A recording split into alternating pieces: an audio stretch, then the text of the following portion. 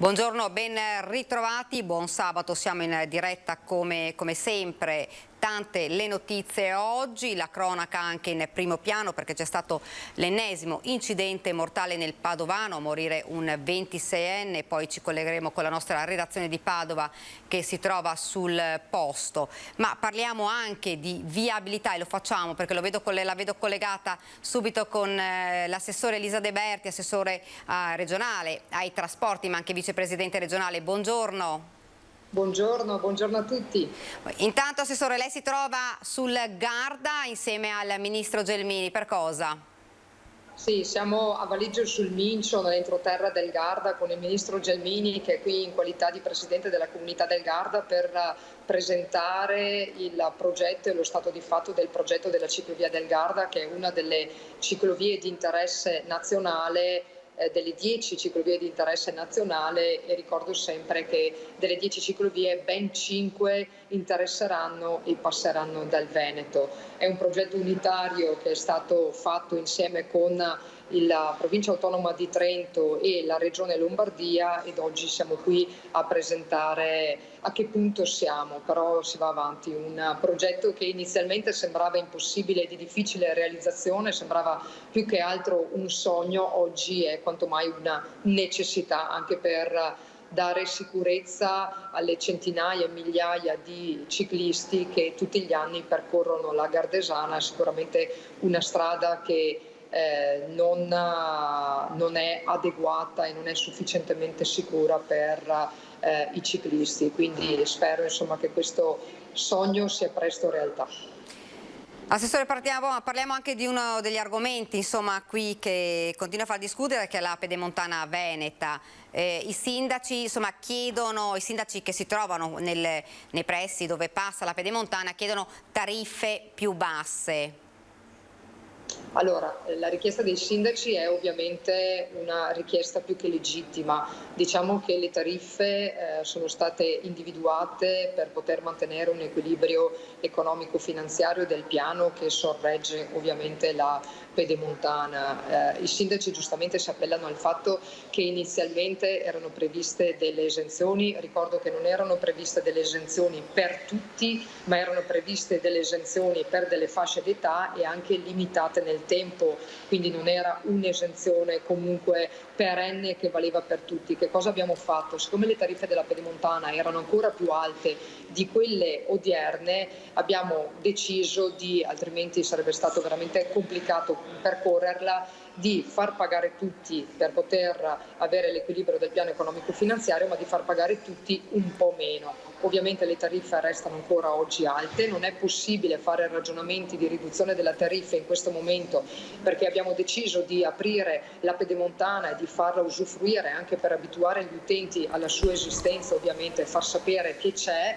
Non è possibile finché non sarà aperta tutta e non si vedranno i flussi di traffico complessivi capire se vi è la necessità, se vi è la possibilità di poter abbassare le tariffe. Sicuramente il numero della TGM giornaliero, che è il traffico giornaliero medio, è di 27.000 veicoli.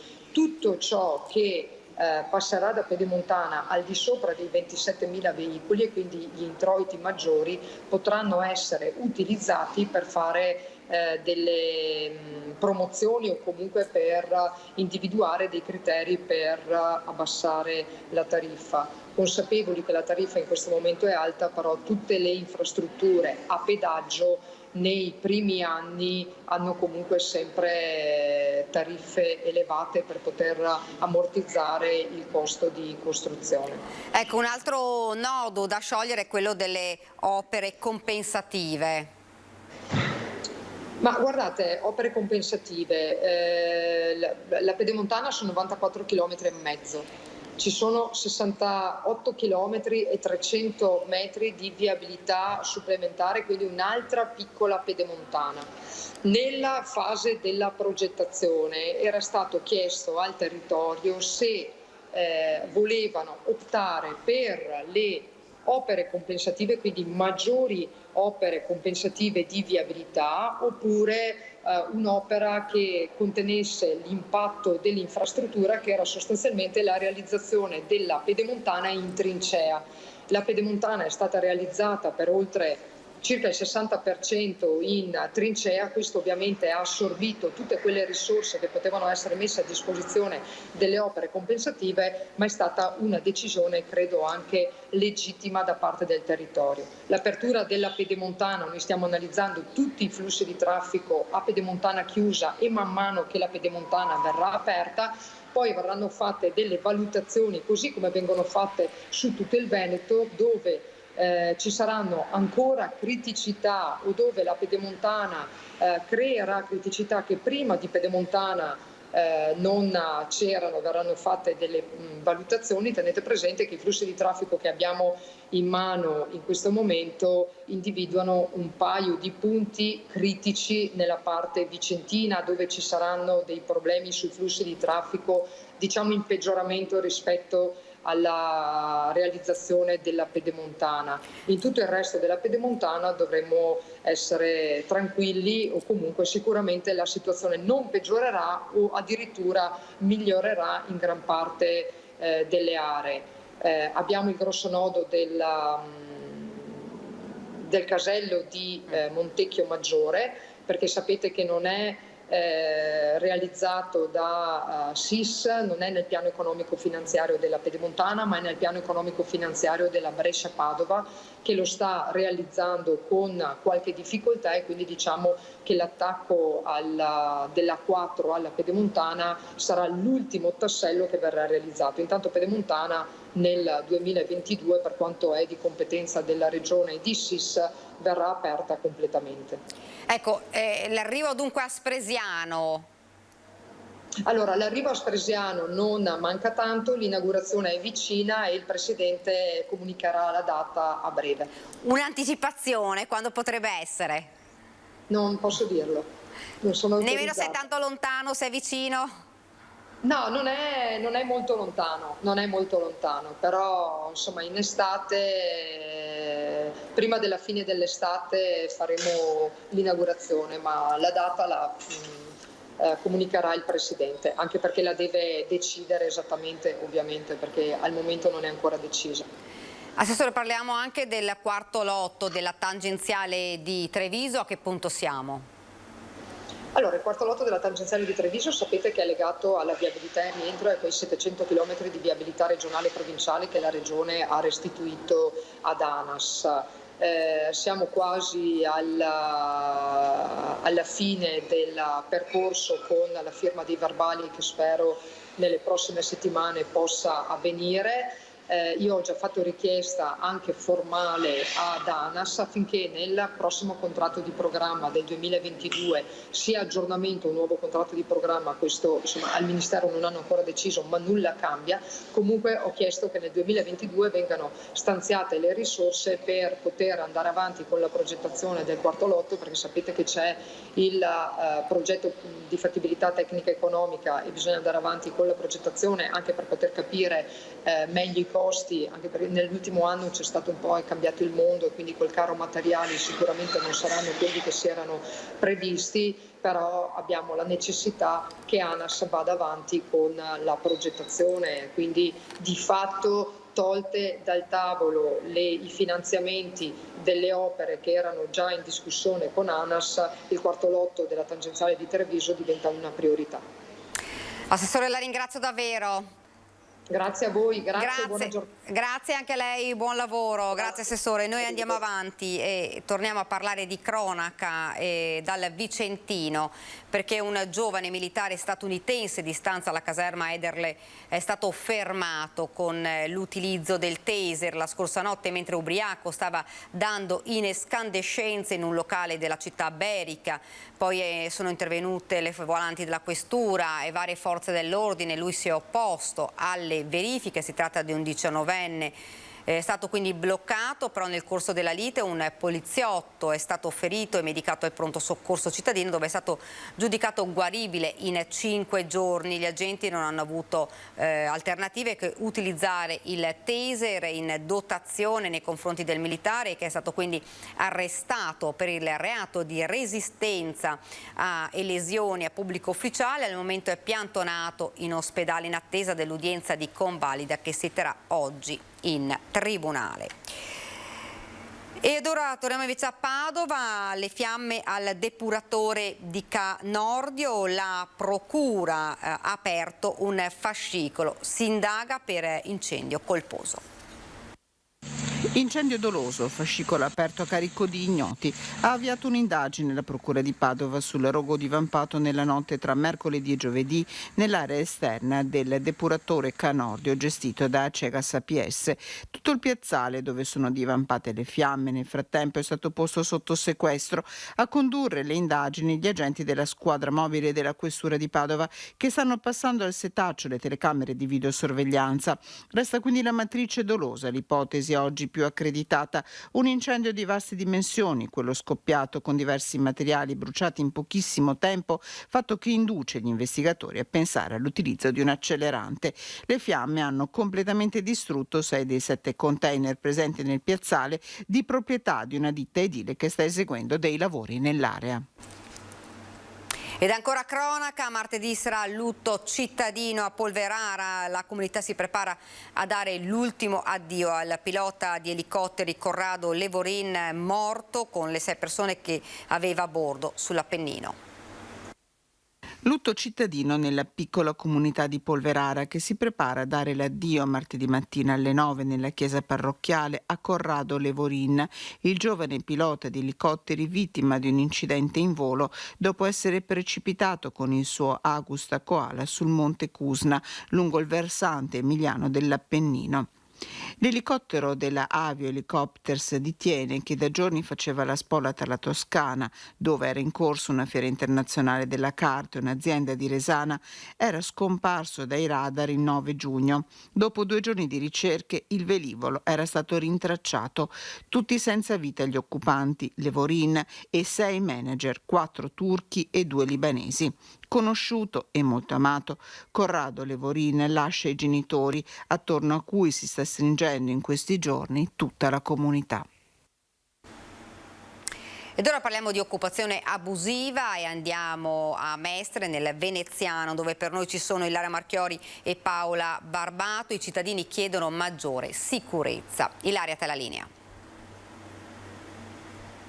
Buongiorno allo studio, buongiorno ai nostri telespettatori. Ci troviamo qui in quartiere Pertini a Mestre, dove si è conclusa da poco un'assemblea per discutere di un tema che da troppo tempo ormai coinvolge la zona, ovvero quello dell'occupazione. Ce n'è stata proprio un'altra, l'ennesima, è il caso di dire, la scorsa settimana in via Vianna, e i residenti sono stanchi, hanno lanciato tanti messaggi, li abbiamo sentiti, anche tante denunce nel corso soprattutto degli ultimi anni, che abbiamo documentato anche nel corso dei nostri telegiornali, eppure la situazione sembra non cambiare. Insieme a me, come vedete, ci sono il presidente, il portavoce del quartiere Pertini e il senatore veneziano Andrea Ferrazzi. Allora, innanzitutto parliamo con il padrone di casa, che poi lo dobbiamo liberare perché sono tanti i cittadini che vogliono ancora parlargli. Giorgio Rocelli, che cosa sta succedendo? Perché questa assemblea?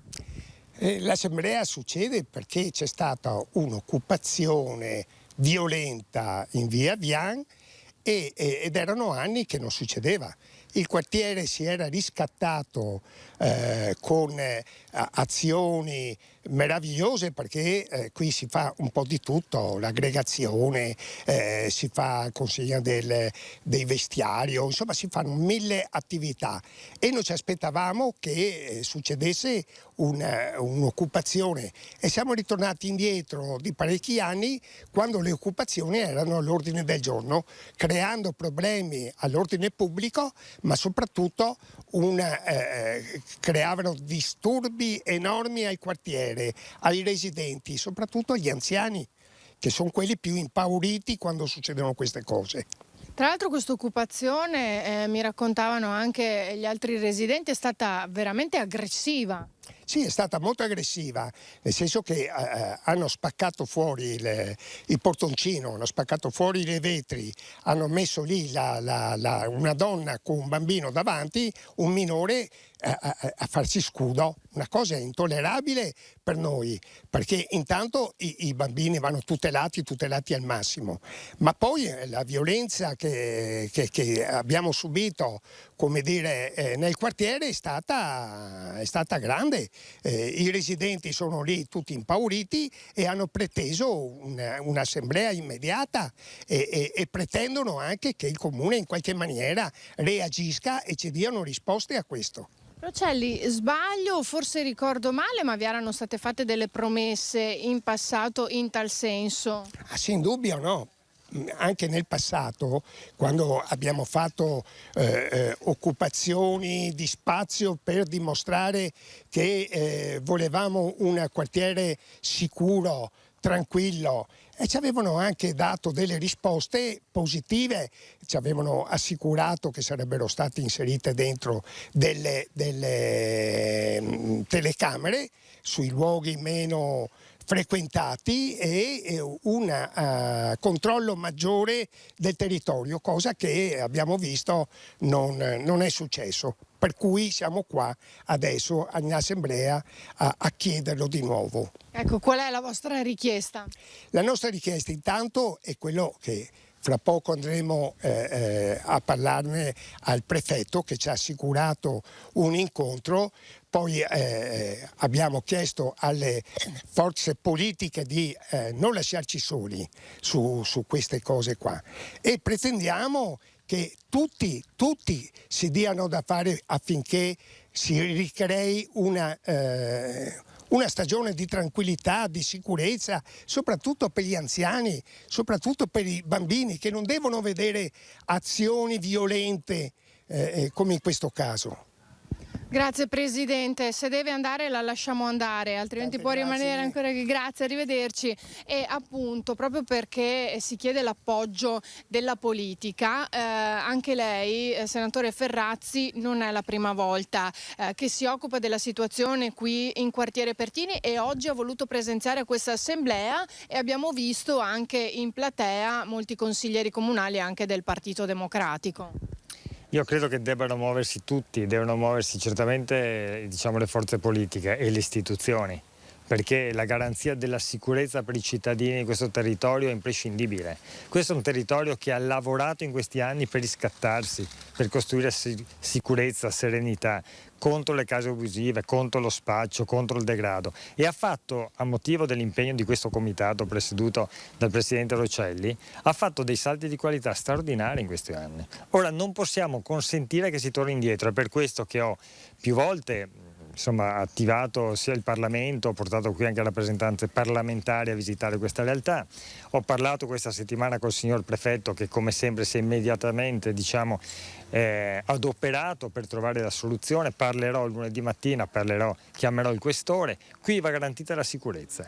Le regole vanno rispettate da tutti in qualsiasi circostanza, su questo non possiamo transigere. Anche perché un'altra questione è quella che riguarda la necessità da parte di persone che sono nelle famose liste d'attesa e che hanno bisogno di un'abitazione dove poter andare. Sì, perché qua c'è il paradosso, ci sono persone che hanno oggettivamente difficoltà e che sono nelle graduatorie, nelle liste d'attesa e altre persone che non si capisce a dove arrivano, che prendono, buttano giù le porte e le occupano queste case e poi appunto si fanno scudo magari con i bambini. È una cosa inaccettabile. Qui bisogna ristabilire l'ordine, la garanzia, la sicurezza.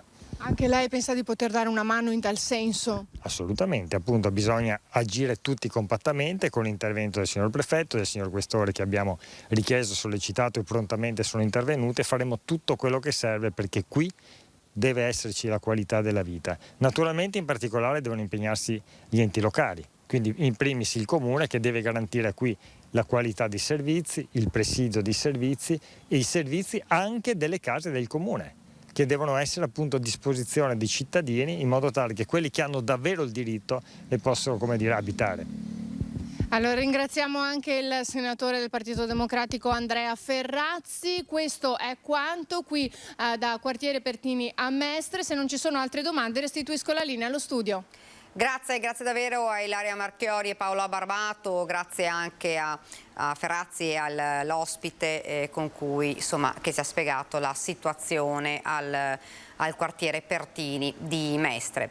Ed ora ci spostiamo nel Trevigiano ed esattamente a Preganziol con un caso che ha lasciato davvero sgomente tutte le famiglie, schiacciato dal peso dei debiti, quasi 200.000 euro in affitti mai pagati. L'asilo Brum Brum di Preganziol di Michela Zanotta è stato sfrattato nella mattinata di giovedì. L'arrivo dell'ufficiale giudiziario ha portato il personale della struttura ad avvisare i genitori chiedendo loro di venire a prendere i figli. A far emergere il caso è stato il consigliere comunale di minoranza Raffaele Freda, capogruppo di Impegno Comune. In mattinata dunque sono arrivate le forze dell'ordine, dell'ufficiale giudiziario ed è stato realizzato, come vi ho detto, lo sfratto esecutivo. Le madri sgomente, dichiara Raffaele Freda, capogruppo del Consiglio Comunale, hanno immediatamente avvertito gli organi politici della città per cercare soluzioni in tempi rapidi. Sono coinvolti circa una trentina di famiglie che ora devono trovare altri luoghi per i propri bimbi. E invece ora parliamo di politica, ci spostiamo nel Padovano. Per effetto della legge Severino, rieletto e subito sospeso dal prefetto di Padova il sindaco del comune di Sant'Urbano Dionisio Fiocco. Alla guida del comune arriva il vice sindaco. Fiocco dice: il mio un caso da studiare. Me l'aspettavo perché è una conseguenza della condanna in primo grado che mi è arrivata a fine settembre. La condanna in primo grado, in base alla legge Severino, la sospensione conseguente alla condanna in primo grado dura 18 mesi. Era già stato sospeso a novembre 2021 Dionisio Fiocco dopo la condanna in primo grado per concorso in peculato in un procedimento relativo alla discarica tattica regionale presente nel suo comune. Forte della fiducia della sua lista e dei cittadini, più di 700 lo hanno votato su 1900 abitanti, Fiocco si è ripresentato. L'avviso di garanzia mi è arrivato nel 2014, quindi un bel po' di anni fa. Ho scelto di andare a processo, quindi non ho scelto a dibattimento, non ho scelto riti alternativi, quali patteggiamento, rito abbreviato. Il pubblico ministero a luglio dell'anno scorso mi ha chiesto la soluzione per non aver commesso il fatto, però ahimè sono stato condannato. C'è un passaggio nell'atto della sentenza nel quale si dice che è evidente che non ho avuto alcun interesse patrimoniale diretto su questa vicenda, però potrei aver avuto altri fini, solo che questi fini non sono stati esplicitati, per cui io adesso ho presentato ovviamente ricorso in appello e sono in attesa che mi venga comunicata la data dell'udienza. La sospensione non pregiudica l'incandidabilità, spiega Fiocco, che ha già presentato ricorso in appello per la condanna, ma ritiene che, prima della giustizia, arriverà la fine del periodo di tempo previsto dalla legge Severino di 18 mesi di sospensione in caso di condanna nei casi come il suo. Fallito il referendum di domenica scorsa, vicende come la sua attendono che il Parlamento si pronunci. Nel frattempo, in comune la Giunta, proprio per questo proclamata a tempo di record, reggerà le sorti del municipio. La guida è già affidata al vice sindaco Guido Temporin con il sindaco consulente esterno. Ed ora andiamo invece nel Vicentino con un controllo interforze disposti dalla questura contro il degrado urbano a Vicenza, passati al setaccio centro storico ed alcuni quartieri periferici, 5 le espulsioni. 30 uomini delle forze dell'ordine sono stati impiegati consecutivamente nelle ultime 2 giornate per operazioni straordinarie di polizia interforze sul territorio comunale cittadino. Predisposti 4 posti di controllo lungo le principali arterie stradali in entrata e uscita dal comune, passati al setaccio sino a sera inoltrata le aree segnalate dagli stessi cittadini alla questura, dove si verificano spesso episodi di illegalità di tipo predatorio. Campomarzo, il Quadrilatero, i quartieri Maddalene, San Lazzaro, San Felice e San Pio X. 75 le persone identificate, di cui 27 stranieri, 23 con precedenti penali. Controllati inoltre 18 autoveicoli e 4 esercizi pubblici. Al termine delle operazioni il questore Paolo Sartori ha disposto 6 fogli di via obbligatori dal comune di Vicenza per altrettanti cittadini italiani con precedenti penali, 7 avvisi orali per italiani e stranieri con spiccata pericolosità sociale e 5 ordini di allontanamento dal territorio nazionale per 5 pregiudicati africani con l'obbligo di lasciare l'Italia entro 7 giorni. E rimaniamo nel Vicentino, nelle stesse ore dei funerali di Lidia, un presidio di donne attiviste contro la violenza di genere era al Tribunale di Vicenza. Le vittime di femminicidio possono essere salvate attraverso leggi più severe.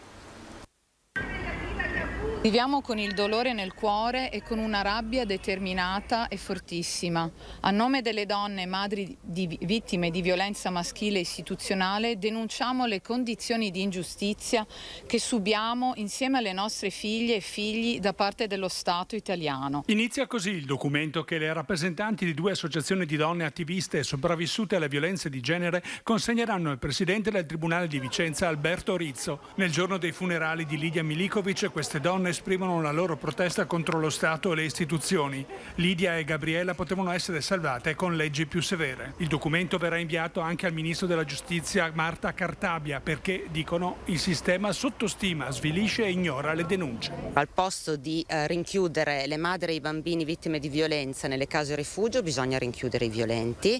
Deve smettere questa presa in giro dei percorsi riabilitativi, dei trattamenti riabilitativi per maschi violenti. Bisogna seguire l'esempio di altri paesi europei, che c'è un esempio funzionale. In Spagna hanno una lei integrale da più di 15 anni che funziona, gli uomini violenti hanno il braccialetto elettronico e ci sono degli esperti dedicati a controllare la sicurezza delle donne. Questo bisognava fare. L'assassino è una persona normale che aiuta il cagnetto a attraversare la strada, che recupera il gattino randagio.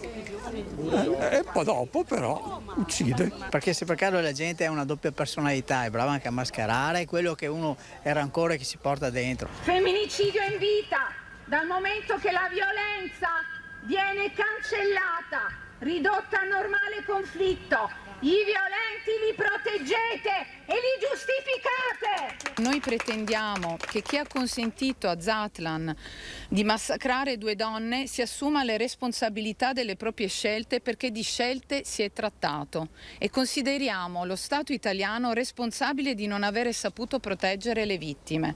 Ci auguriamo che l'invio di ispettori al Tribunale non sia soltanto una misura di facciata, ma porti ad affrontare in modo sostanziale le problematiche che abbiamo esposto e denunciato.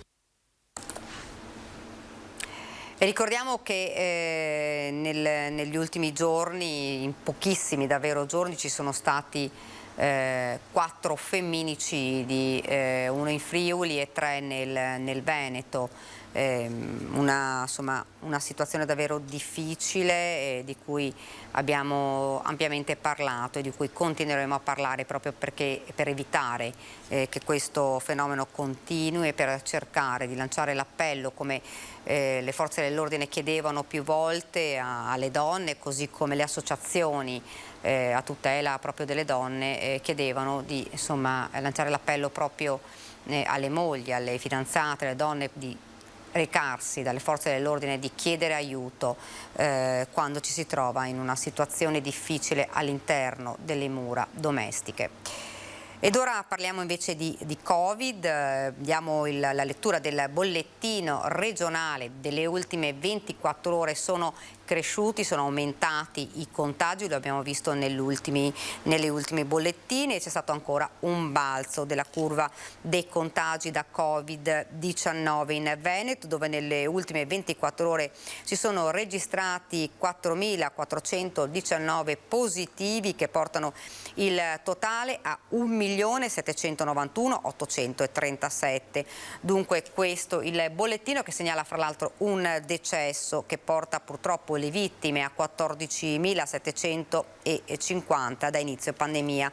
Per l'aumento dei casi aumentano anche i positivi in isolamento, che sono 38.133 con un più 2.306, scendono comunque i dati ospedalieri con 472 ricoveri in area medica invariati e 27 con un -2 in terapia intensiva.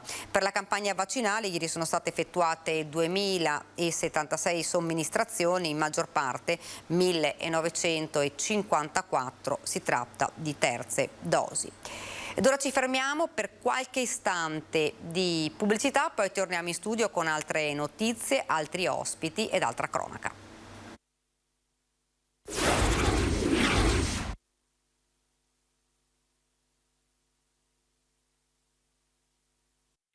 Rieccoci nuovamente in diretta, sempre in studio, e ci ha raggiunto, ve la presento subito, ma insomma la conoscete, Dania Sartorato, presidente dell'Unione Provinciale di Treviso. Buongiorno Daniela. Confcommercio, buongiorno. Buongiorno a tutti. Allora partiamo insomma da una situazione del commercio che è difficile, continua un po' a essere difficile, ci sono delle irregolarità. E di che cosa stiamo parlando quindi? Diciamo che come Confcommercio abbiamo analizzato il fenomeno degli agriturismo, degli agri-alloggi che sono particolarmente virtuosi nella nostra provincia. I nostri dati, secondo i nostri osservatori, parlano di 1180 strutture di agriturismo e appunto agri-alloggi nella sola provincia di Treviso, su un totale di 4.400 in Veneto, quindi un terzo di queste realtà si trovano proprio nella nostra provincia. Quindi un abusivismo che è soltanto una delle tante forme di sommerso sulle quali Confcommercio sta indagando e lavorando, e che colpiscono il mondo della piccola impresa, che ad oggi è sottoposta, lo ricordiamo, ad una imposizione fiscale che supera il 55%, e questi sono dati CGA di Mestre, e che quindi impone ad ogni piccolo imprenditore di lavorare fino al 7 di giugno per lo Stato, e solo dall'8 di giugno in poi, tanto che per se stesso e per la propria impresa, tanto che questa data del 7 di giugno vorrebbe diventare una data nazionale, diciamo, della PMI, cioè della piccola e media impresa. Ecco, ha dei numeri per quanto riguarda... Sì, diciamo che i numeri parlano chiaro, l'abbiamo detto, appunto un terzo delle attività agrituristiche del Veneto si trova nella nostra provincia. Non è un fenomeno che nasce da solo, è evidente che da un punto di vista regionale c'è un po' di incertezza, la normativa lascia spazio a tante attività che di fatto rappresentano una concorrenza sleale. Secondo Confcommercio diventano concorrenza sleale perché una consistente quota di queste strutture, che secondo gli intenti iniziali avrebbero dovuto nascere come strutture complementari per integrare il reddito agricolo, di fatto fanno turismo e ristorazione a tutti gli effetti, eludendo obblighi fiscali e paletti previsti dalla normativa. E danneggiando le strutture ricettive vere e proprie che noi rappresentiamo attraverso FIPE per la ristorazione, attraverso Federalberghi per quanto riguarda le strutture ricettive, ma non solo, perché la normativa prevederebbe anche una quota di utilizzo di prodotti derivanti dal fondo agricolo, e quelli che non derivano dal fondo agricolo ad oggi potrebbero essere solo il 35%, ma secondo questa legge in itinere da molti anni a livello regionale potrebbero essere portati al 50%. Poi c'è il catering che abbiamo accettato, anzi il delivery che abbiamo accettato per forza nel periodo del lockdown, delle chiusure, perché era un periodo difficile per tutti, però non accettiamo che possano fare catering agli agriturismo, come non accettiamo che possono avere delle regole anche di mercato diverse, perché se il mercato è lo stesso dobbiamo avere tutti le stesse regole. Ecco, in quali comuni c'è, diciamo, una maggiore aggregazione di questi agriturismo? I numeri rappresentano Valdobbiadene come il comune più virtuoso con 130 strutture, poi a seguire abbiamo Vittorio Veneto che ne ha 70 e Montebelluna con 60, evidentemente riconducibili alle bellezze naturalistiche, al patrimonio UNESCO, alle colline dell'Asolano e Valdobbiadene, ecco, a queste, diciamo, località nello specifico. Però appunto la legge che è regionale, che è in itinere, come abbiamo detto da anni, cerca di conciliare posizioni contrastanti attraverso successive elaborazioni.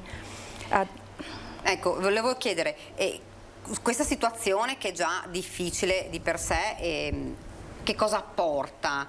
Perché appunto il danno è per tutte le strutture ricettive che invece, insomma, diciamo, tra virgolette regolari, che svolgono questo tipo di attività. Come Confcommercio ci aspettiamo l'accoglimento delle nostre osservazioni, naturalmente con una media di 57 posti letto per hotel. Non possiamo accettare che gli agri alloggi ne possano ospitare 45 perché lo troviamo evidentemente eccessivo e sproporzionato. Lo stesso per la quota di prodotti che possono derivare non dal proprio fondo agricolo, anche qui già il 35% per noi è discutibile, è impensabile parlare del 50, di portarlo al 50%. Ovviamente la tassazione deve essere uguale per tutti perché, lo ripetiamo, lo stesso mercato deve avere anche le stesse regole. Poi a questo va aggiunta la difficoltà di reperire personale, che diventa difficile trovare personale nei weekend, e quindi queste strutture che di fatto si collocano nel nostro medesimo mercato assorbono anche forza lavoro che è difficile da reperire anche per le nostre attività. Quindi voi sostanzialmente che cos'è che chiedete? Perché per regolarizzare un sistema che insomma ormai è andato avanti per parecchio tempo, che cos'è che chiedete proprio ufficialmente alla Regione? Chiediamo che l'abusivismo che questi numeri rappresentano... Che vengono intanto effettuati i controlli, immagino. Certo, sì, che ci sia un controllo prima di tutto, perché per verificare che le regole, quelle che ci sono almeno, fatto salvo che aspettiamo questa legge che metta appunto dei paletti chiari per tutti, chiediamo che ci siano dei controlli, ma che ci sia questa questione annosa con poca chiarezza da parte delle regioni porti prima di tutto ad un'imposizione fiscale più bassa, perché è qui che si insinua proprio la motivazione per cui nasce tanto sommerso, che non fa solo riferimento alla ristorazione o alla ricettività turistica, perché l'abusivismo tocca anche vari settori come la moda, il calzaturiero, con tutti gli outlet che vediamo nascere un po' ovunque, i fioristi con le televendite su internet anche dell'occhiale. Io su questo, sull'occhialeria, rimando al sito occhiale24.it e a tutte le iniziative sui social da parte di Federottica, perché gli ottici vengono bypassati dagli outlet con vendita diretta online, anche questo va detto. Questa situazione si è aggravata con la pandemia? Diciamo che 2 anni di pandemia in cui le nostre attività hanno aperto un po' a singhiozzo, chiaramente l'arrivo massiccio di queste vendite online ha un po' scardinato alcuni anche punti di riferimento per i clienti, no? Che sapevano di trovare determinati negozi, di avere un rapporto anche di vicinato. Alcuni di questi sono saltati, la piccola e media impresa è stata un pochino danneggiata sicuramente ed è uno dei fattori anche sociali che analizziamo, perché le richieste di Confcommercio sono da sempre improntate su leggi chiare e uguali per tutti, sul rispetto delle regole, sull'alleggerimento, l'abbiamo detto, della pressione fiscale, ma proprio perché la tutela e la difesa delle piccole e medie imprese che noi rappresentiamo in Confcommercio, cioè i piccoli o piccolissimi negozi anche di prossimità, sono un elemento fondamentale delle nostre città, dei nostri quartieri, ed è un collante della qualità della vita e anche delle relazioni umane. Ecco, un altro delle problematiche che sta emergendo, anzi forse è già emerso ormai, ne stiamo anche parlando da parecchio, è proprio la mancanza anche di personale, lo stava citando lei anche prima, mancanza di personale un po' in tutti i settori, però insomma la situazione adesso, ad esempio nei locali, alcuni locali che dicono noi non ce la facciamo per carenza di personale, mezzogiorno sospendiamo l'attività. Questo è un fenomeno che noi analizziamo nella provincia di Treviso, ma in realtà esce dagli confini della nostra provincia e anche del nostro territorio nazionale. È un problema sovranazionale che riguarda un pochettino tutta l'Europa, diciamo, occidentale. Ecco. è la somma di diversi fattori che stiamo anche analizzando nello specifico, giusto per non parlare proprio così solo di situazione di emergenza. Noi veniamo da decenni in cui c'è un calo della natalità, una denatalità importante e un progressivo invece innalzamento dell'età media della vita, dovuto anche ai successi della medicina e ad una serie di altri fattori, la qualità della vita stessa. È chiaro che ci si trova ad avere una società che ha un importante numero di persone anziane che necessitano di cure, necessitano di servizi e una forza lavoro giovane che stenta a sopperire a questa forte domanda che è in crescita, e anche a giovani che, lo vediamo, si avvicinano poco all'imprenditoria. Ecco, avete analizzato il perché? Qual è il motivo? Come mai i giovani che prima insomma cercavano lavoro adesso non hanno più questa... Cosa manca? La fiducia, i salari sono troppo bassi? Come Confcommercio sicuramente abbiamo appreso anche con dispiacere l'analisi del Sole 24 Ore pubblicata qualche settimana fa, che non siamo sicuramente tra i primi in classifica per imprenditoria giovanile. La risposta sicuramente è la tassazione, l'imposizione fiscale eccessiva, lo abbiamo detto, che è anche la ragione per cui nasce tutto questo sommerso, questo tentativo di eludere un fisco che pesa troppo. Questo è un dato di partenza importantissimo. In tante imprese, se non c'è una vera leadership, una governance e delle idee chiare su come fare business, spesso ci si trova in tutti gli ambiti che noi rappresentiamo con imprenditori che rischiano di prendere meno di quello che prende un loro collaboratore mediamente inquadrato, e questo non è accettabile, perché il rischio di impresa e la responsabilità che noi abbiamo nei confronti del fisco, della società e di tutta la comunità non è giustificabile. A tutto questo poi, Presidente, c'è anche la situazione delle bollette e quindi attività che chiudono. Fra l'altro io non so se riusciamo con la regia a mandare in onda un servizio che non riguarda la provincia di Treviso, però è un po' quello che sta accadendo un po' in tante attività, che succede a Nove, nel Bassanese, dove da inizio anno sono già 2 le aziende nel settore della ceramica, che fra l'altro sono uno dei settori più importanti del Bassanese, ad aver chiuso i battenti a causa del caro energia. Una situazione sempre più difficile che deve fare i conti anche con la speculazione. Fra l'altro commenteremo anche questo. Non so se la regia riesce a mandare in onda questo servizio. A 9 dal Bassanese, con la chiusura di 2 attività relative alla ceramica. Allora, intanto che vediamo se la regia riesce a mandare in onda questo servizio, che questo, eccolo qui. No, vediamo, eccola qui.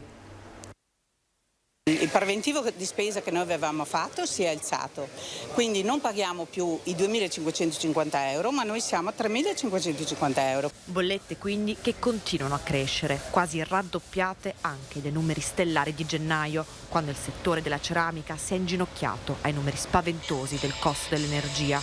Ma non è solo la situazione geopolitica odierna a preoccupare il settore, l'ombra più grande al momento è quella della speculazione. Paradossalmente sappiamo che c'è una grossa speculazione e che comunque nessuno interviene per far sì che le nostre materie prime possano avere un prezzo calmierato. Quando mi parla di speculazione, che cosa intende? Intendo che i rifornimenti del gas li avevano già, quindi erano già a magazzino e di conseguenza non era necessario un aumento di questo tipo. Capiamo che ci sono degli aumenti delle materie prime, capiamo le difficoltà che sono geopolitiche, ma non capiamo perché ci sono stati questi aumenti repentini senza motivazione. In quanto hanno chiuso di voi? E finora hanno chiuso 2 aziende. Diciamo che noi stiamo vedendo e stiamo facendo una certa pressione per far sì che queste materie prime abbiano, come dicevo prima, un costo che sia calmierato, altrimenti la situazione cadrà di conseguenza. Insomma, un commercio che è in grande difficoltà, il caro energia, le bollette alte. Abbiamo sentito, avevamo anche intervistato proprio i cittadini che dicevano, insomma, molti si sono rassegnati a pagare, però insomma le aziende pagano tanto, con bollette raddoppiate. Qualcuno dice non ce la facciamo più, a questo punto conviene sospendere l'attività, chiudere attività storiche, attività importanti per i territori come nel Bassanese, ma così come un po' in tutte le province. Ma dove sta andando a finire dunque il commercio? Diciamo che va un pochettino recuperato il valore profondo del senso di appartenenza al territorio, il legame con le proprie città, con i propri quartieri, le proprie vie, che manteniamo vivaci, manteniamo le relazioni appunto sociali, umane, lo abbiamo detto prima, di straordinario valore, e questo deve essere messo al centro del sistema economico veneto, perché è evidente che i grandi centri commerciali, i mega outlet che abbiamo importato, come spesso accade dal modello anglosassone-americano, in realtà è abbastanza in crisi oltreoceano, e di solito arriva con i 5-10 anni di ritardo nel nostro continente. Anche qui ci aspettiamo che i mega centri commerciali, in alcune realtà lo abbiamo già visto in questi anni, entrino un pochettino in crisi come sistema produttivo, a vantaggio invece dei piccoli, che noi dobbiamo difendere però in questi anni, perché una volta spariti non li recuperiamo più.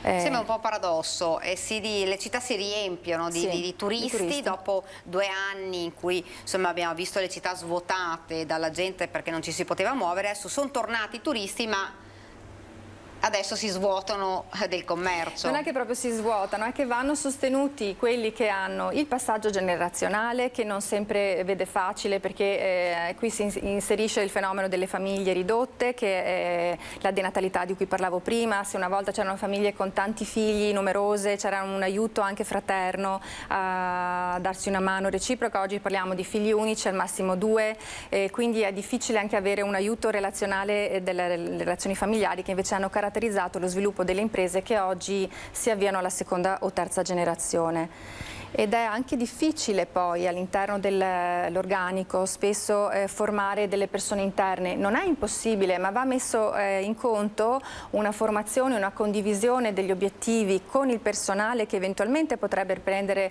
assumere in carico l'impresa che l'imprenditore, diciamo, senior può lasciare. Ed è un fenomeno che va accompagnato, assecondato, analizzato, e su questo sicuramente Confcommercio produrrà delle indagini che non raccolgono questo aspetto di difficoltà di trovare personale come un dato di fatto fermo e rigido. È una situazione in evoluzione.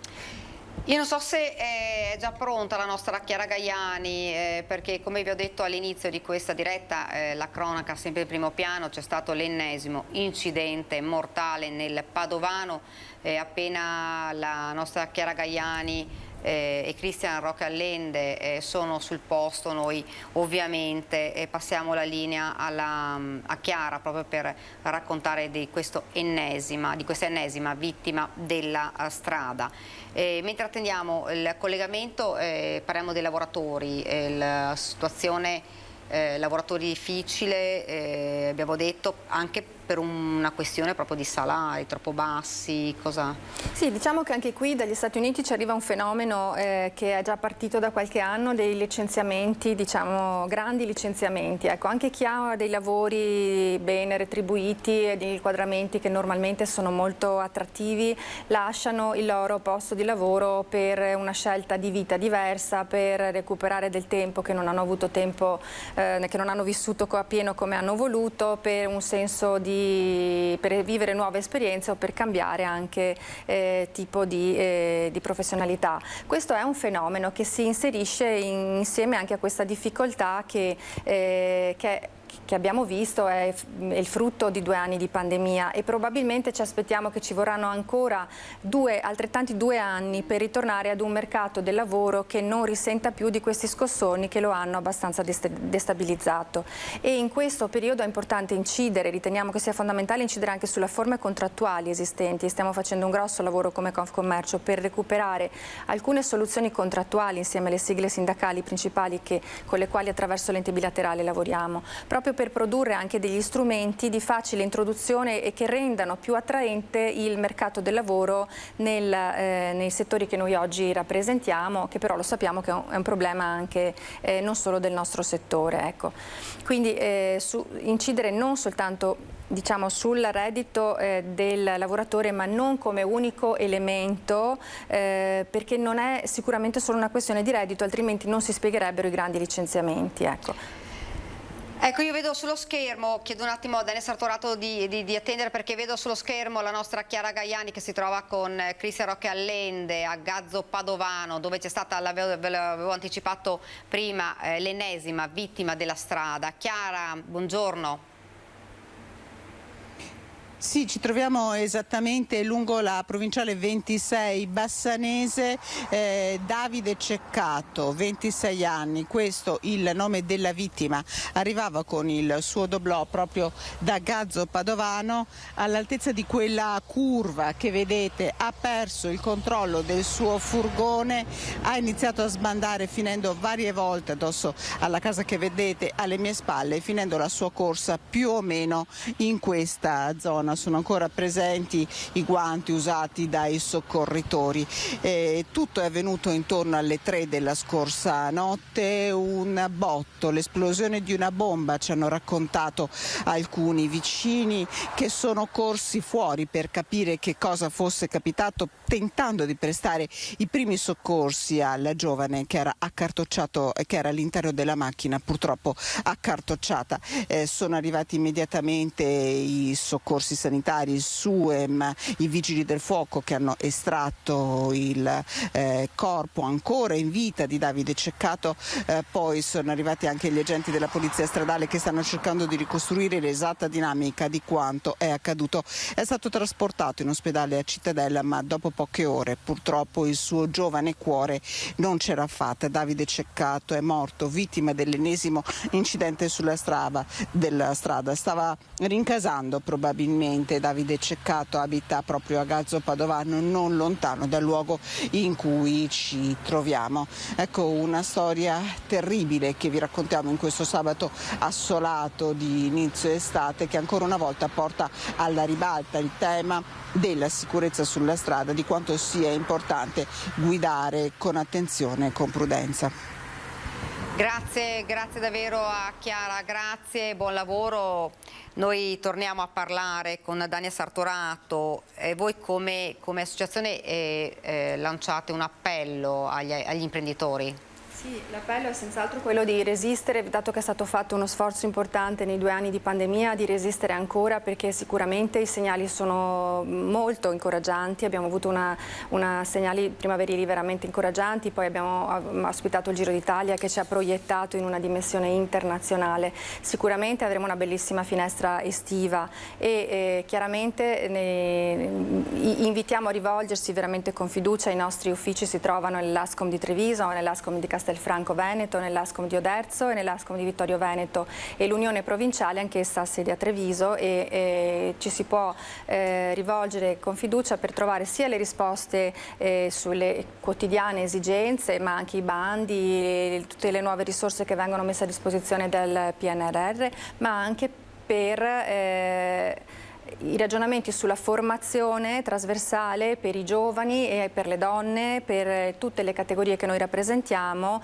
che sono in programma per il secondo semestre del 2022.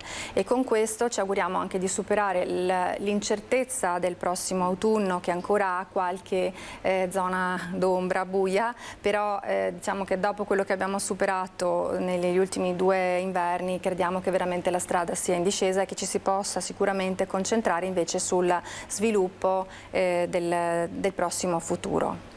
Io ringrazio davvero a Daniel Sartorato, grazie per essere stata con noi. Intanto noi parliamo della battaglia per l'autonomia.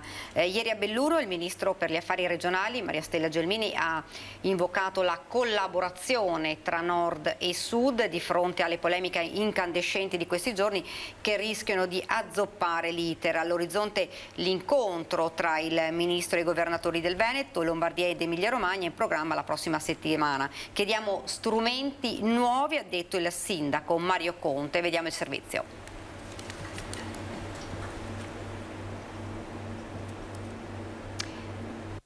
Il ministro D'Incà l'ha da poco incardinata alla Camera. Il mio augurio è che possa essere esaminata in tempi brevi e possa quindi diventare legge prima della prossima giornata nazionale sulla montagna. Il governo ha fatto la sua parte, fa intendere il ministro Gelmini. Ora tocca al Parlamento tradurre il disegno di legge quadro sulla montagna in realtà. Il testo, incardinato in Commissione Bilancio, prevede sgravi e misure ad hoc per chi vive e lavora in quota, con particolare attenzione a scuola e sanità. La copertura finanziaria, va detto, c'è già: 100 milioni nel 2022, 200 nel 2023. Alla montagna italiana non serve un reddito d'alta quota, non servono misure assistenzialiste come reddito di cittadinanza. Serve invece un convincente progetto di sviluppo, ha detto Gelmini, al termine del tavolo di confronto organizzato da Confindustria Belluno Dolomiti. Montagna bellunese alle prese con profonde trasformazioni e con un primo orizzonte: Milano-Cortina 2026. Ci sono le Olimpiadi, non possiamo assolutamente perdere questa occasione, perché probabilmente è l'ultima occasione che questo territorio ha per svilupparsi.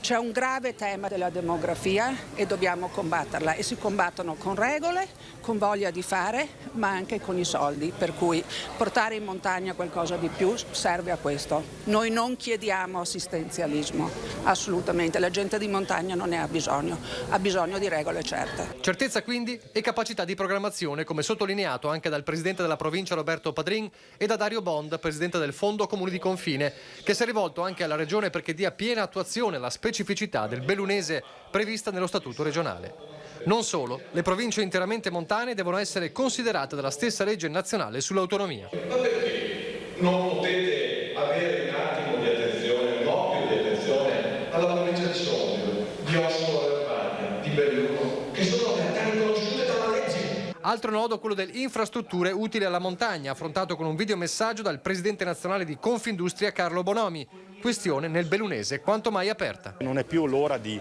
opere altamente impattanti, ma di opere che siano sul lungo periodo capaci di dare un ritorno economico alle comunità e dall'altra parte che abbiano, uno sviluppo sostenibile nell'edificazione e nella vita propria.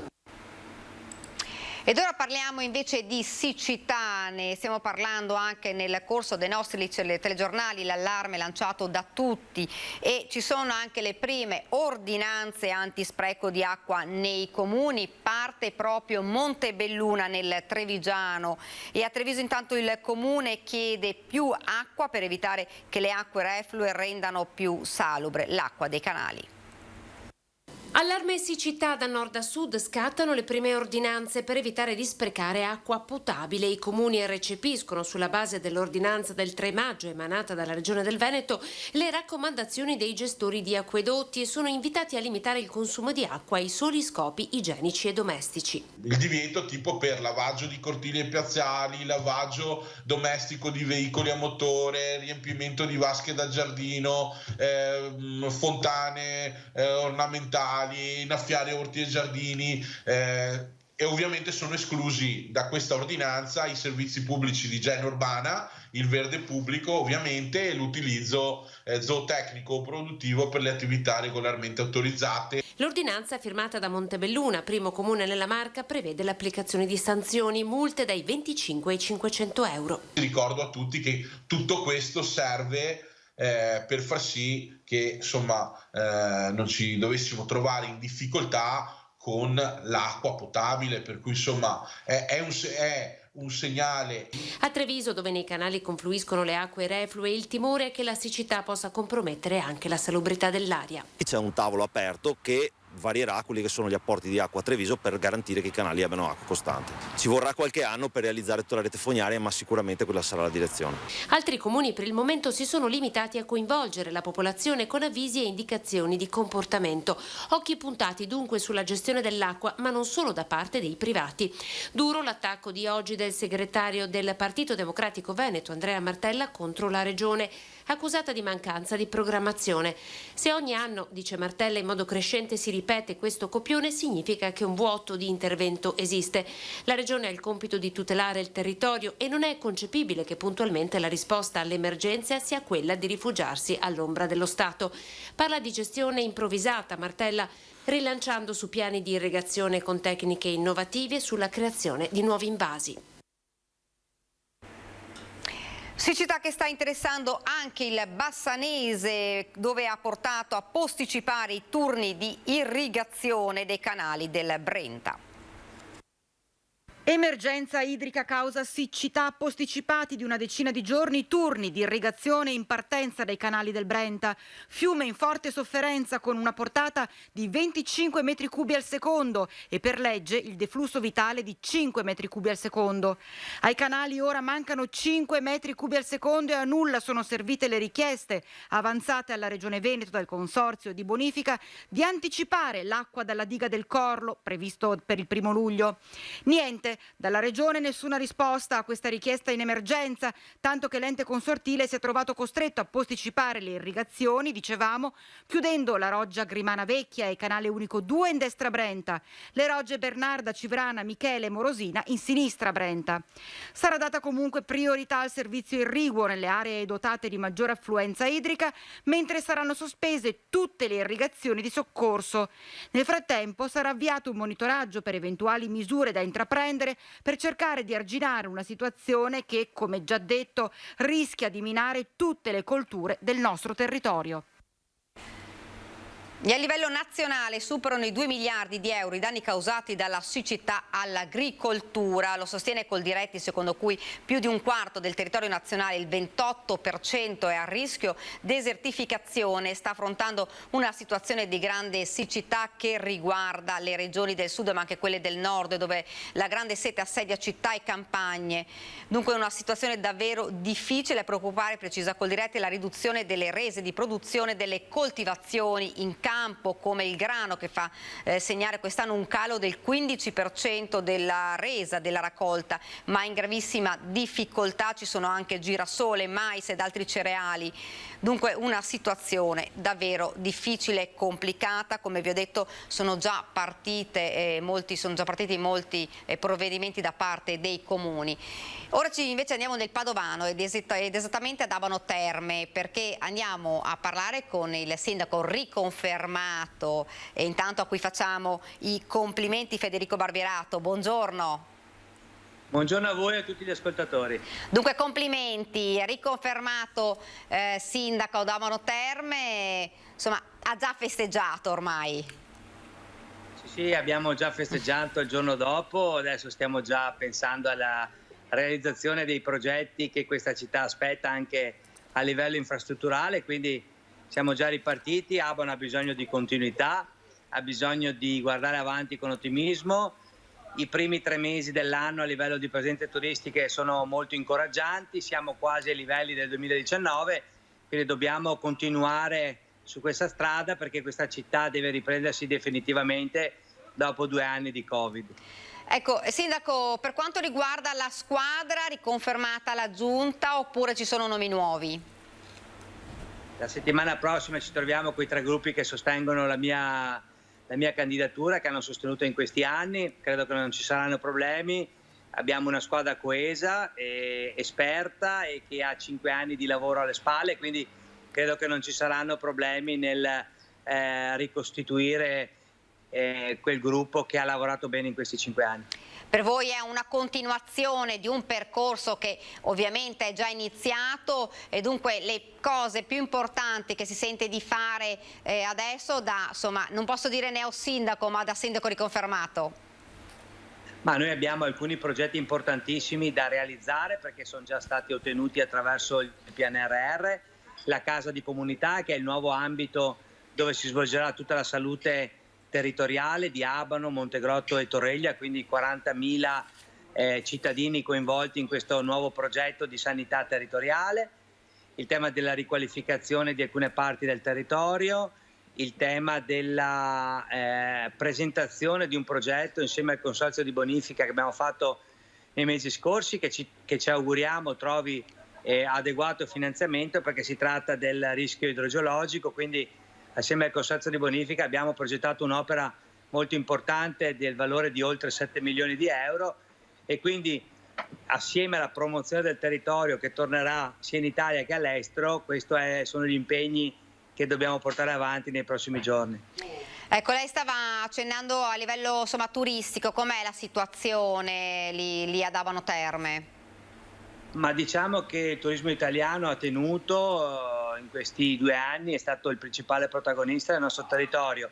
Stanno tornando anche gli austriaci, tedeschi, svizzeri, francesi mancano ancora i russi, ma insomma siamo in un momento dove la città è decollata, adesso bisogna dar forza a questa ripresa e questo sarà l'impegno dei prossimi mesi, soprattutto da settembre in poi. Sindaco, abbiamo parlato prima anche con la Presidente dell'Unione Provinciale di Treviso, della Confcommercio, ci diceva insomma la mancanza ormai cronica, cioè ne abbiamo parlato anche nel corso di queste edizioni, del personale. Com'è la situazione lì per quanto riguarda le strutture ricettive, gli alberghi, perché tutti chiedono personale ma sembra che i giovani si avvicinino poco al mondo del lavoro?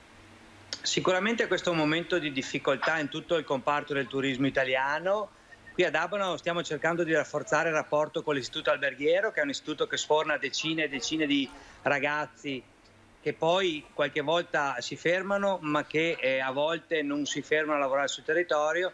Stiamo cercando di puntare proprio su questa collaborazione fra amministrazione, associazione di categoria e Istituto Alberghiero, proprio per far vedere ai ragazzi che stanno finendo il loro percorso di studi che lavorare in un albergo, in un ristorante della nostra zona è un motivo di crescita, un motivo di esperienza di valore, e questo vorremmo che fosse il messaggio che passa nel nostro territorio. Secondo lei, Sindaco, come mai si avvicinano così poco al mondo del lavoro i giovani? Che cosa sta accadendo?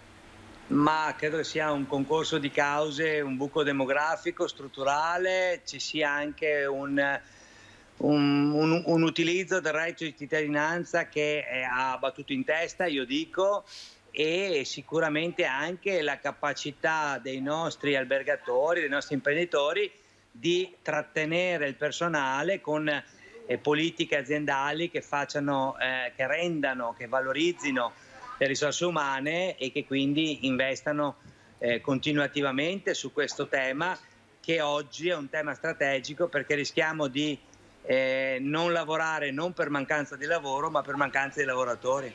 Ecco, infatti dicevano che nel Trevigiano, non so se accada anche lì nel Padovano, non solo ad Abano Terme, però molti locali hanno scelto di sospendere l'attività al pranzo proprio perché non hanno abbastanza personale per riuscire a fare pranzo e cena. Una situazione davvero difficile, che viene fra l'altro in un momento ancora più difficile viste le bollette, vista la pandemia.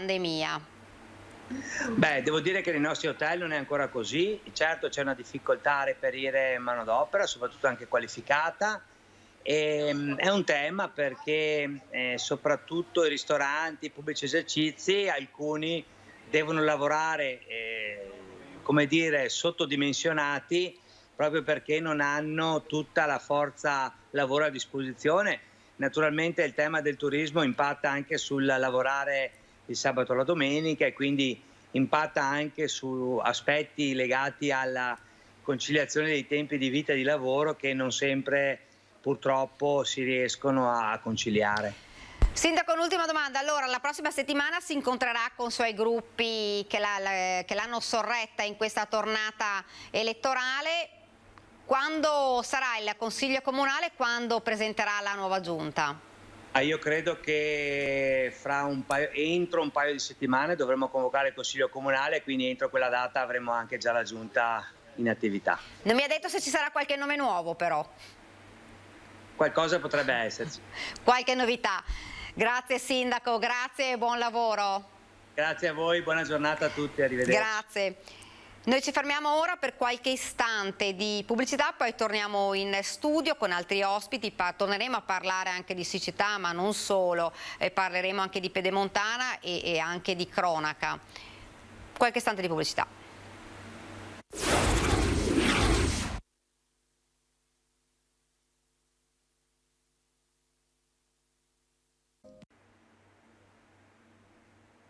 Siamo tornati ancora in studio, sempre in diretta. Vi presento l'ospite che ci ha raggiunto qui, Paola Roma, presidente della conferenza dei sindaci dell'ULSS 2 Marca Trevigiana. Buongiorno. Buongiorno Daniela, buongiorno a tutti.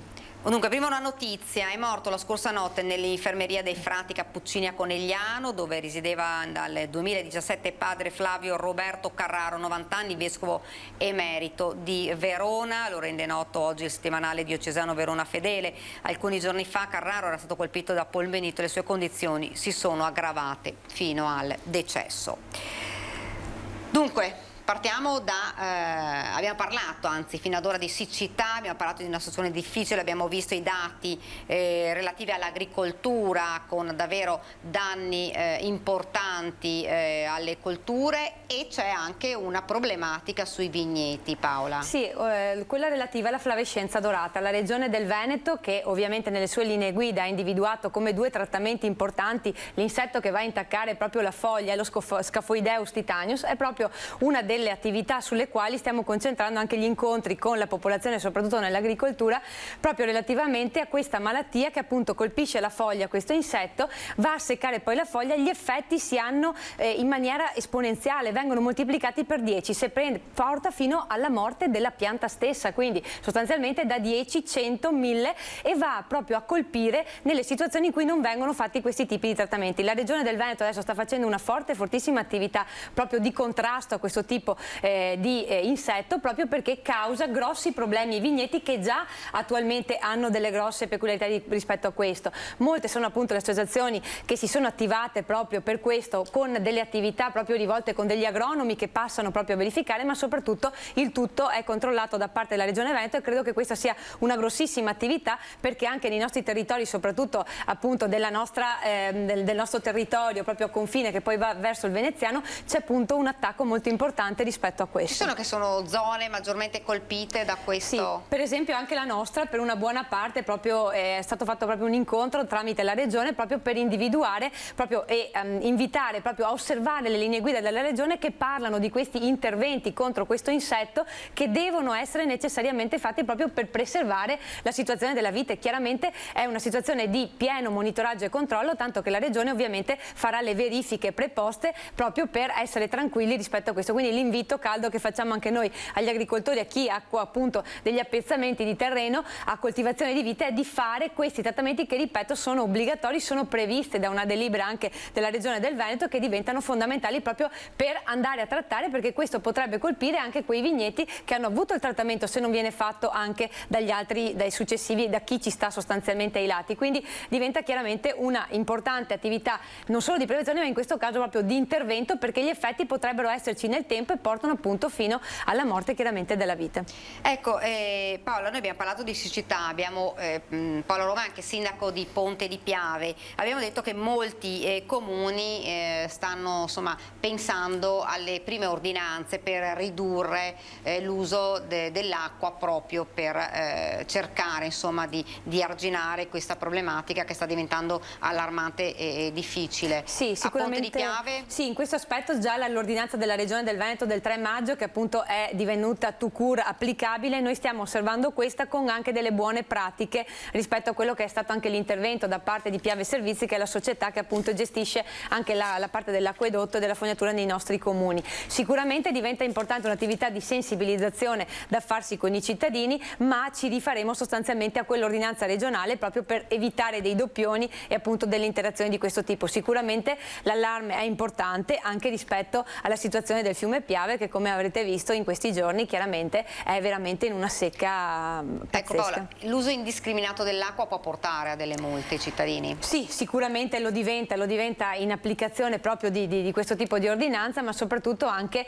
nel cercare di contenere questo, perché ricordiamo che nelle nostre zone parecchie famiglie anche hanno delle fontane, si trovano attualmente in delle situazioni in cui viene a mancare proprio dalla falda questo tipo di intervento, quindi diventa anche fondamentale poi tutta quell'attività che si era fatta anche di collegamento anche alla parte dell'acquedotto, che diventa fondamentale anche per quei cittadini che, nonostante ci fosse la possibilità di allacciarsi, hanno comunque le fontane nel loro territorio e che adesso stanno vivendo questa criticità proprio dovuta a questa situazione di siccità.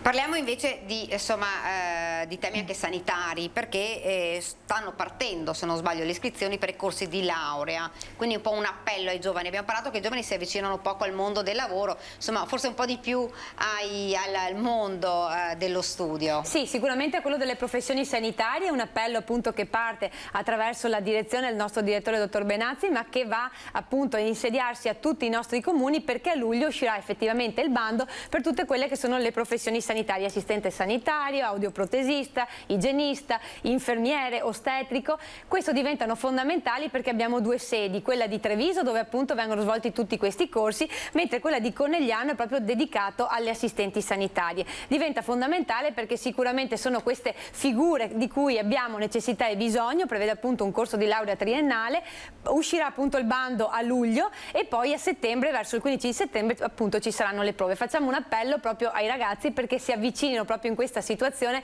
a questo mondo che diventa importante e fondamentale. Tra l'altro la carenza, lo sappiamo, insomma, di tutto il personale sanitario, non parliamo solo di infermieri e medici, un po' di tutti il personale, è davvero un problema.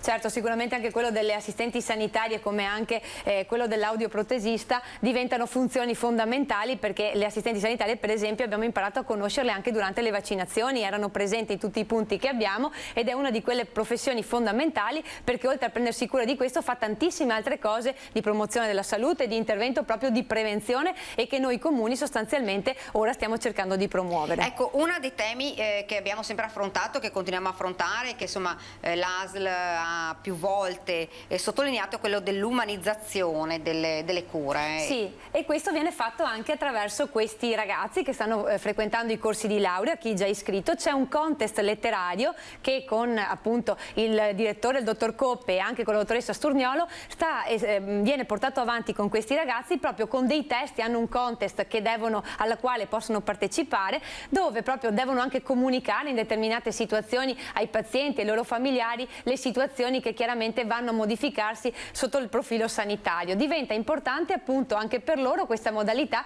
per potersi cimentarsi in dei componimenti scritti che permettano anche di arrivare appunto alle persone in qualche modalità anche diversa rispetto alle normali, in cui vengono anche comunicate le cose, proprio perché si parla di umanizzazione con il paziente immediatamente e con i suoi familiari.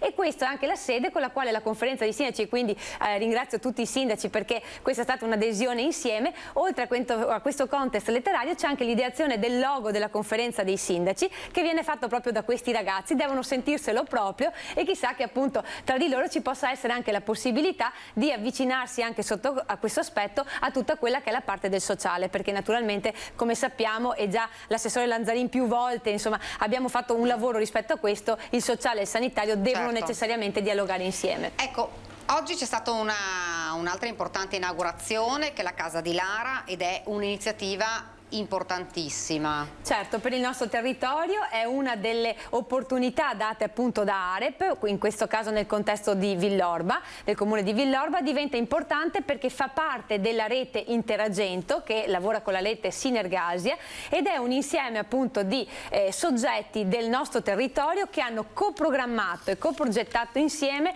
delle attività riferite appunto alla disabilità, ma sicuramente collegate al dopo di noi. Già queste associazioni insieme hanno fatto rete proprio per creare delle opportunità, dei contesti nei quali non solo ci sia la parte del centro diurno, ma possa essere garantito magari il sabato e la domenica la possibilità ai genitori di poter trovare degli spazi per questi ragazzi. Ecco che questa dell'attività proprio odierna che è stata presentata, che poi nel contesto del comune di Villorba, appunto come diceva il sindaco, verrà collegata poi con le proprie attività, perché si tratta anche di uno spazio di autonomia nel potersi recare a fare la spesa, nello spostarsi ad andare in farmacia piuttosto che a frequentare il parco.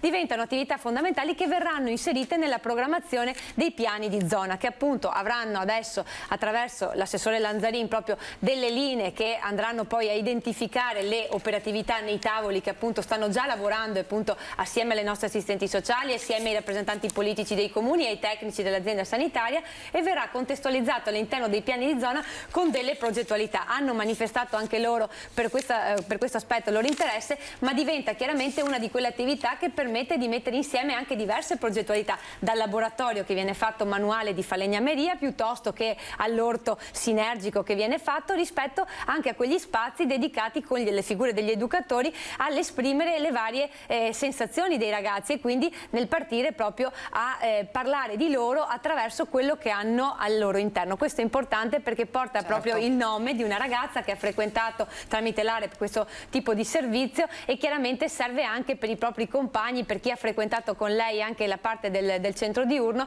di ricordarla, ma che viene ricordata sempre, diciamo, per quello che è riuscita a fare assieme ai compagni e per quella rete che si sta muovendo assieme a questi soggetti che, ripeto, coprogettano insieme, e nel sociale è fondamentale perché ci siano proprio dei soggetti del territorio che si prendono cura dei nostri ragazzi.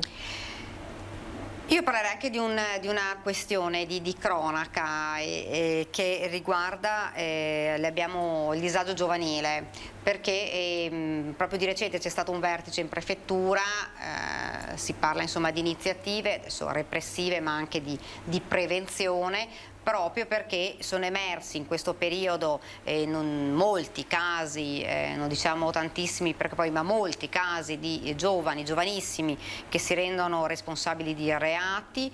Le forze dell'ordine, abbiamo visto, stanno battendo le zone che sono considerate maggiormente a rischio, cercando di arginare questa problematica. Purtroppo però vediamo che continuano non solo questo, ma anche risse fra stranieri, comunque sempre per la maggior parte giovani. Che cosa si può fare, Paola? Come conferenza dei sindaci, assieme all'azienda sanitaria e assieme anche agli ambiti territoriali, stiamo cercando intanto di avere tutti i dati di quello che nei territori ci sono come progettualità, soprattutto anche in quella fascia dagli 11 ai 18 anni, che sostanzialmente diventa il focus, per metterle assieme con tutte le progettualità che già l'azienda sanitaria ha in campo nei 3 distretti e trovare anche delle modalità che ci permettano di unire assieme un intervento non solo degli operatori di strada in questo caso, ma un intervento sinergico con i vari soggetti del terzo settore che compongono il nostro territorio, l'aspetto delle attività sportive, proprio perché diventa fondamentale inserire anche la parte delle attività sportive, perché anche loro sono degli educatori sul territorio, la parte delle scuole, che è il proprio interno, molti comuni hanno il proprio spazio di ascolto dove c'è questa figura dell'educatore che cerca di mettersi in contatto con il ragazzo, con la figura dello psicologo scolastico che è stata introdotta appunto dal Ministero dell'Istruzione, ma che necessita di una sinergia degli attori proprio per mettere a sistema delle progettualità che riguardano anche un intervento di mediazione culturale, perché noi dobbiamo partire dalle famiglie e capire quale tipo di disagio poi nasce rispetto a una situazione di questo tipo. Ecco, un trend che comunque è cresciuto, soprattutto nell'ultimo periodo, soprattutto dopo la pandemia. Si dice insomma la pandemia ha creato, ha aumentato il problema, ha rafforzato questa problematica, però insomma in realtà probabilmente qualcuno dice forse casi di cui magari prima non si parlava e adesso invece... Certamente, sicuramente dei focus, lo avevamo visto, gli adolescenti essendo stati chiusi in casa durante il periodo del Covid sicuramente hanno sofferto di quella che è la necessità di un adolescente, quindi trovare degli spazi fuori di casa, quindi con dei compagni, con degli amici, nel condividere questo tipo di attività, che può passare dall'attività sportiva ma anche dal semplice incontro. Ecco perché adesso è prettamente un'attività sulla quale ci stiamo concentrando per mettere a sistema questo, perché ci sono casi di ragazzi appunto che rimangono chiusi in casa e quindi c'è questo fenomeno dell'isolamento sociale di questi ragazzi, e dall'altra parte abbiamo situazioni di ragazzi che sono stati bullizzati, che a loro volta diventano dei bulli e poi arrivano per ovviamente far vedere al branco che loro ovviamente riescono a fare determinate cose, arrivano poi con situazioni di atti di autolesionismo sulle quali chiaramente poi lì diventa solamente un profilo sanitario. Quindi le attività che stiamo cercando di porre in essere sono proprio quelle di prevenzione e di intervento rispetto a questo, con le varie agenzie che sono le scuole, che diventano il fattore importante, perché chiaramente l'insegnante, ma anche quei PON che stanno facendo adesso, piuttosto che i centri estivi, e dall'altra parte tutte quelle figure, come dicevo appunto, anche le società sportive, perché l'allenatore si accorge sicuramente di una modifica anche nell'atteggiamento dei ragazzi, però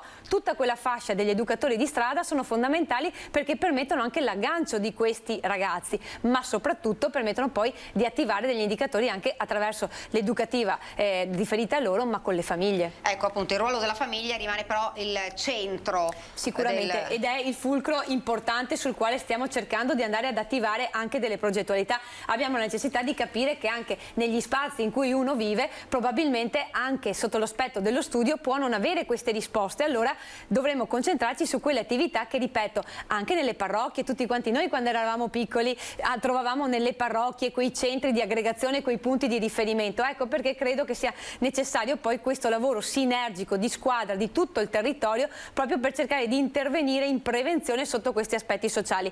Non da ultimo, ripetevo, quello dello sport. Lo ritengo fondamentale perché non tutti i ragazzi hanno queste attività artistiche collegate alla parte culturale e intellettiva, ma molti hanno necessità proprio di sfogarsi in un'attività, e ricordiamo che in queste situazioni ci sono famiglie che hanno la necessità di accedere per esempio a attività sportive ma che sostanzialmente non hanno la possibilità economica di poterlo fare. Ecco perché diventa fondamentale anche quella richiesta al Ministero che è stata fatta di fondi che arrivino ai comuni per sostenere questo tipo di attività, che possono passare anche tra una propedeutica dell'attività sportiva per poi ovviamente inserirli nel mondo dell'associazionismo. E quindi credo che sia fondamentale anche ascoltare gli appelli del territorio che vengono dati anche al Ministero sotto questo aspetto, quindi non da dimenticare tutta questa fascia, come giustamente dicevi tu Daniele, che prima non veniva presa in considerazione, ma che ha delle politiche giovanili sul territorio, ma che necessita di un'implementazione, perché chiaramente per esempio nei fenomeni di cui parlavi tu arrivano in un territorio centrale ma provengono dai diversi territori della provincia di Treviso, quindi è un problema di tutti che va ovviamente preso di squadra. Ecco, ultimo argomento importante, insomma, è quello dei centri estivi. Sono partiti i centri estivi. Ricordiamo che i cittadini si sono un po' lamentati dei prezzi, insomma, delle tariffe, perché in una situazione difficile dove l'abbiamo visto, è aumentata la povertà, perché sono aumentate a dismisura le bollette, perché c'è comunque una mancanza, c'è una difficoltà nel finire il mese per le famiglie, magari tante sono le famiglie ancora a monoreddito, e sicuramente anche la questione di portare i bambini nei centri estivi, anche per dar loro la possibilità di tornare a giocare con gli altri bambini, alcune famiglie hanno avuto qualche problematica. Ci sono delle novità per quanto riguarda i centri estivi? Sì, allora sembra nella bozza del DL semplificazioni che ci sia appunto un intervento da parte dello Stato relativamente alla povertà educativa, nel dare ai comuni, si parla nella bozza di 58 milioni di euro che dovrebbero arrivare ai comuni proprio per sostenere queste attività da giugno fino a dicembre, perché ricordo che poi abbiamo anche l'inizio della scuola, le attività propedeutiche all'inizio di questa come i libri vacanze, e credo che sia fondamentale questo tipo di intervento proprio perché dovrebbe permettere ai comuni di avere queste risorse da poter inserire nelle varie progettualità, perché capiamo che ogni comune ha delle proprie storicità rispetto a questo. Sicuramente diventa fondamentale anche un intervento complesso e più strutturato, anche perché anche lo psicologo scolastico che è stato messo in essere, come anche gli interventi che noi facciamo, devono permettere al ragazzo di poter accedere direttamente senza che ci sia la necessità, che ci sia l'autorizzazione del genitore. Su questo credo che il Ministero dovrebbe esprimersi, perché se lasciamo alla buona volontà di qualcuno di affidarsi, abbiamo anche la necessità che tramite magari gli insegnanti di avvicinarlo immediatamente senza avere un nulla osta dall'altra parte, perché sicuramente possiamo fare più attività di prevenzione e intervenire prima rispetto alla necessaria adesione che deve passare da un formale pezzo di carta giustificativo per arrivare. Quindi credo che in questa situazione emergenziale credo sia fondamentale proprio attivare questo, e ripeto, in fondi che non devono essere destinati ad un progetto ma che devono arrivare ai comuni per intervenire proprio a livello generale sulla povertà educativa. Allora ci permettono di inserirli in diverse progettualità, che parte prima dei centri estivi ma poi può essere la preparazione all'inizio della scuola e poi durante il periodo scolastico tutte quelle attività di sostegno come il dopo scuola o attività strutturate proprio anche collegate alle nostre associazioni sportive. Questo è chiaro, sicuramente si spera insomma di arrivare anche a questo. Io ringrazio davvero Paola Roma per essere venuta qua. Io mi fermo, ci sono le previsioni del tempo e qualche istante di pubblicità. Grazie davvero Paola. Grazie a voi, grazie a tutti.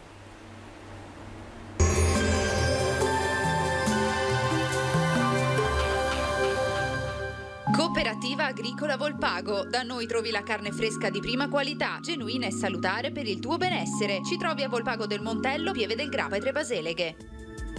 Bentrovati al meteo. L'alta pressione continua a garantire tempo stabile e siamo nel pieno di un'intensa ondata bollente che sta riguardando mezza Europa. Ma vediamo il dettaglio di sabato 18 giugno. Sul Veneto tanto sole ovunque, cielo terso e limpido, solo con qualche velatura, precipitazioni assenti e prosegue dunque il periodo di siccità e anche di caldo anomalo per il periodo. Parliamo di un clima eccezionale con valori oltre la media di circa 3-4 gradi. Temperature minime tra 16 e 22 gradi, massime invece comprese tra i 29 e i 33 all'incirca. Ci spostiamo ora sul Friuli Venezia Giulia, dove sarà soleggiato e sereno. Farà caldo, specie in pianura, mentre venti di brezza mitigheranno le zone costiere. Temperature minime sui 16-22 gradi, massime intorno ai 30-32 gradi. Infine diamo uno sguardo alla situazione del Trentino Alto Adige, anche qui ampio soleggiamento, lo vedete, cielo sereno o velato, senza precipitazioni. Temperature minime intorno ai 18-19 gradi, massime infine intorno ai 32-34 all'incirca. Dal meteo di Antena 3 per ora è tutto, grazie per l'attenzione, arrivederci.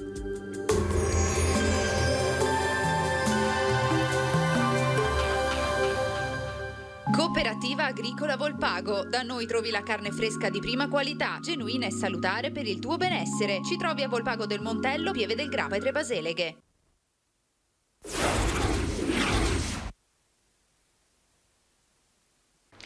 Rieccoci nuovamente in studio, vi presento l'ospite che è arrivato, Alessandro Manera, assessore all'ambiente del Comune di Treviso. Buongiorno. Buongiorno e grazie dell'invito. Prima di iniziare a parlare, guardiamo insieme quello che è accaduto a Treviso con il nostro Lucio Zanato, che è andato dagli alpini perché è stata riconsegnata una piastrina che si era perduta. Vediamo Lucio, buongiorno. Sì, buongiorno da Treviso, mi trovo alla sede degli alpini della città di Treviso. Qui da qualche istante si è conclusa la cerimonia di riconsegna della mostrina, la mostrina perduta, che è una storia un po' particolare perché è una mostrina di un soldato che invece non è caduto in guerra ma ha compiuto tutta la sua vita. Ve la racconteremo tra un attimo. Prima cominciamo appunto con questa riconsegna e questa cerimonia fatta con gli alpini di Talve di Sopra, che è una località lungo la Valsugana. Sono con Davis Colme, che diciamo così è chi oggi ha raccontato un po' la storia ed fa parte del gruppo che insomma ha cercato attraverso le carte, partendo dalla mostrina, il proprietario proprio appunto di questo documento, perché per un soldato è veramente un documento a tutti gli effetti. Come ci siete arrivati a appunto Ferruccio Trevisana, questo trevigiano che ha perso questa mostrina? Ma tutto è iniziato col ritrovamento da parte di un nostro iscritto, Stropa Mirko, il quale scavando, sistemando la parte esterna della sua abitazione, ha trovato questa piastrina e ce l'ha consegnata per eventualmente ricercare i familiari. Ci siamo subito adoperati tramite l'Archivio di Stato di Treviso e persone qui di Treviso. Siamo riusciti a risalire a tutta la sua storia militare. Del resto Ferruccio faceva parte del 55° Reggimento Fanteria Brigata Marche qui appunto a Treviso e ha fatto un percorso di lungo andato in guerra in Grecia, Albania, Jugoslavia, e è stato catturato purtroppo dai tedeschi. Ecco, perché stiamo parlando della seconda guerra mondiale, perché il 55 Fanteria, ricordiamo, nel 1916 ebbe l'affondamento della nave. Molti di loro, tra l'altro la nave è stata ritrovata qualche giorno fa e molti di loro riposano ancora sul fondale del canale d'Otranto. Invece nel caso di Ferruccio Trevisana si parla del 10 giugno 1940, cioè dello scoppio della seconda guerra mondiale. Sì, esattamente. Difatti è stato, come dicevo prima, internato dai tedeschi nel 1943 in Germania Ovest. È riuscito a rientrare in Italia per mezzi di fortuna e è tornato alla vita familiare e siamo arrivati. Tanto è vero appunto che questa è una mostrina davvero particolare, perché di solito le mostrine vengono recuperate sui campi di battaglia di soldati morti, invece Ferruccio Trevisana poi ha continuato la propria vita. Ma ancora una volta, come siete riusciti a raggiungere? Quanto ci avete lavorato dietro? Cioè, tutta questa storia inizia quando? Ma è iniziato con il ritrovamento nel 2018, giugno, e proseguita, abbiamo iniziato a cercare Elisa dal 4 novembre del 2021 e adesso siamo qua a Treviso. Ecco, quali sono stati gli indizi? Cioè, siete riusciti a leggere bene la targhetta? Perché di solito la mostrina dopo un po' si degrada ed è difficile riuscire a leggere bene che cosa c'è scritto. Ma in questo caso la mostrina si riesce a leggere molto bene i numeri matricolari e chi era suo padre e sua madre di Ferruccio. E quindi voi in base a quello siete riusciti a raggiungere la famiglia, giusto? Esattamente, a risalire tramite quello al foglio matricolare che ci ha dato l'Archivio di Stato di Treviso. Ecco, siamo con Elisa Bossato che è la nipote di Ferruccio Trevisano. Elisa, quando vi hanno telefonato gli alpini, che cosa ha provato? Beh, è stata un'emozione grande, anche perché non avrei mai pensato in vita mia, cioè un accadimento unico nella vita questo, anche perché io non porto il cognome di mio nonno, quindi immagino proprio lo sforzo che è stato fatto per ritrovare un familiare. È stato bello, mi ha aperto un mondo, mi ha portato a conoscere cose di mio nonno che non sapevo, anche perché lui sì, ha fatto la guerra, ma come tutte le persone di quell'epoca hanno sofferto tanto e non parlava, quindi le cose che ero a conoscenza erano molto molto poche. E invece adesso sono venuta a sapere tante cose ed è bello proprio, è un pezzo di cuore. Ecco, ma il nonno non ha mai voluto raccontare nulla di questa sua esperienza? No, il nonno parlava poco, sapevo che era stato prigioniero in Germania, mi aveva detto che siccome era elettricista lavorava nei campi, mi raccontava il freddo, le mani che si attaccavano ai pali della luce, mi aveva raccontato che era scappato una volta in bicicletta fino a Francoforte, poi è stato preso e l'hanno riportato indietro. Però a parte queste cose mio nonno non parlava, era un uomo serio, era un uomo che rideva poco. Adesso posso capire il perché come a tutti i ragazzi di quell'età gli avevano portato via la gioventù e quindi forse la voglia di ridere non c'era più tanto. Invece torniamo un attimo agli Alpini di Tevere, perché questa è la teca dove adesso, diciamo così, ci sarà per sempre, speriamo, la mostrina ritrovata. Questa è un'opera che avete fatto voi? Sì, è stato Stropa Mirko appunto quello che ha ritrovato fisicamente la piastrina e l'ha realizzata lui. Sì, è un bravissimo artigiano. Perché va ricordato che Telve di Sopra, per chi non è, diciamo così, geograficamente molto afferrato, dove siete voi e soprattutto dove si posiziona il vostro paese, in quanti siete? Noi siamo un paesino di 600 anime e si trova in Valsugana, in Trentino, è abitato sopra Borgo Valsugana. È vero che c'è un detto per quanto riguarda Telve di Sopra riguardo alle semine che ha fatto Dio quando ha deciso di fare i paesi? Che si dice che quando è passato sopra Borgo Valsugana ha seminato tanto, quando è passato a Telve aveva già poco seme, e quando sono arrivato a Telve di Sopra cosa ha fatto? Ha girato il sacchetto? No, assolutamente. Va bene, chiudiamo con... E adesso cosa ne farete di questa teca? Vabbè, la appendo, faccio spazio in salotto, tolgo un quadro e metto questo. E soprattutto racconta la storia del nonno ai pronipoti? Oddio, se li avrò sicuramente. E con questo è tutto, restituisco la linea allo studio, grazie. Grazie davvero a Lucio Zanato. Alessandro Manera, un bel gesto, una bella cosa, perché insomma la piastrina comunque è un pezzo del cuore degli alpini, un pezzo del cuore dei soldati, dei militari.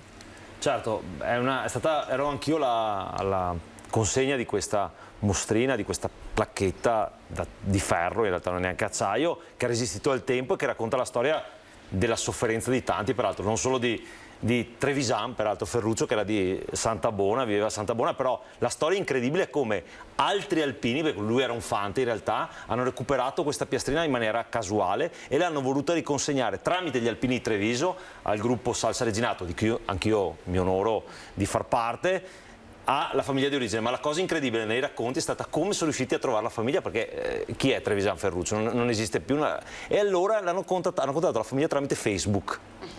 Però non era semplice, perché descriveva proprio che non erano amici su Facebook. Allora tramite amici degli amici degli amici degli amici sono riusciti a contattare la nipote, che ha accettato l'amicizia e gli ha spiegato cosa era successo. Guardate, una storia incredibile di un mondo assolutamente distantissimo, che però, diciamo, l'era digitale ha un po' aiutato a riconsegnare. Ecco, mi stavi anticipando proprio questo, cioè i social sì, alla fine sono quelli che riescono a riavvicinare, a conoscere davvero le certo, persone. Questo dimostra anche, io l'ho sempre pensato, che se i social sono usati con intelligenza sono un bel metodo, un bel viatico anche per rimanere in contatto con persone che non vedi, e in questo caso per fare sicuramente un'opera di bene. È interessante peraltro che in questo caso la mostrina di appunto Trevisan Ferruccio non è di una persona morta in battaglia, quindi non è un ricordo di una persona morta in battaglia, perché lui è morto nel 99, mi sembra abbiano detto 1999, quindi ha vissuto la sua vita dopo senza mai raccontare cosa gli era successo. Questo è tipico peraltro di noi veneti, di noi trevigiani. E anche mio nonno, me lo ricordo, non raccontava mai nulla, anche lui è stato prigioniero in Germania, catturato in Albania. Tendevano a voler mettere quella storia dietro le loro spalle, una storia di sofferenza che ci consente adesso di avere un grande dono che è la libertà. Ecco, questo bisogna dirlo, e ancora una volta poi mi piace il fatto che si chiama Trevisan, mi fa anche sorridere perché è proprio l'epilogo di una grande storia. E io peraltro conosco la nipote, ma è stata una cosa incredibile, guardate, una commozione tra gruppi alpini che non si conoscevano, con il sindaco, il prefetto, guardate, una storia bellissima. Una storia poi che voi ovviamente potrete vedere nel corso dei nostri telegiornali a partire dalle 19:30, ovviamente nell'edizione trevigiana. Parliamo di siccità, ne abbiamo parlato anche nel corso di questa edizione, abbiamo visto l'allarme lanciato da Coldiretti, situazione difficile dappertutto, dal nord al sud, e comuni che stanno, come Montebelluna, che stanno iniziando con i provvedimenti, le ordinanze per cercare di limitare l'uso dell'acqua e con multe per chi invece decide di utilizzare in maniera ingiustificata questo bene. Sì, certo, questo è un problema grosso e che abbiamo avuto anche questo inverno, perché non dimentichiamoci che per 3 mesi e mezzo quest'inverno non ha più mai piovuto, quindi è stata anche una problematica seria. Noi abbiamo un'altra problematica che, avendo piantumato tantissimi alberi, adesso chiaramente dobbiamo dargli acqua, altrimenti rischiamo che muoiano, quindi questa situazione si fa veramente emergenziale. Treviso ha un altro problema grossissimo a questo punto di vista, che noi stiamo cercando di risolvere l'assenza di fognature facendo la rete fognaria, ma man mano che lo facciamo gli scarichi naturali e storici delle nostre vasche IMOF, delle nostre abitazioni, sono i canali, ma quando ai canali l'acqua è bassa per la siccità, questo vuol dire possibilità di situazioni di odore cattivo, di poca igiene, e quindi guardate, è un problema molto serio, e Treviso ha un diritto naturale avere l'acqua che proviene da monte, quindi è una situazione complessa, perché dove togliere? Non possiamo togliere sicuramente l'agricoltura che è a monte rispetto a noi, perché altrimenti come fanno?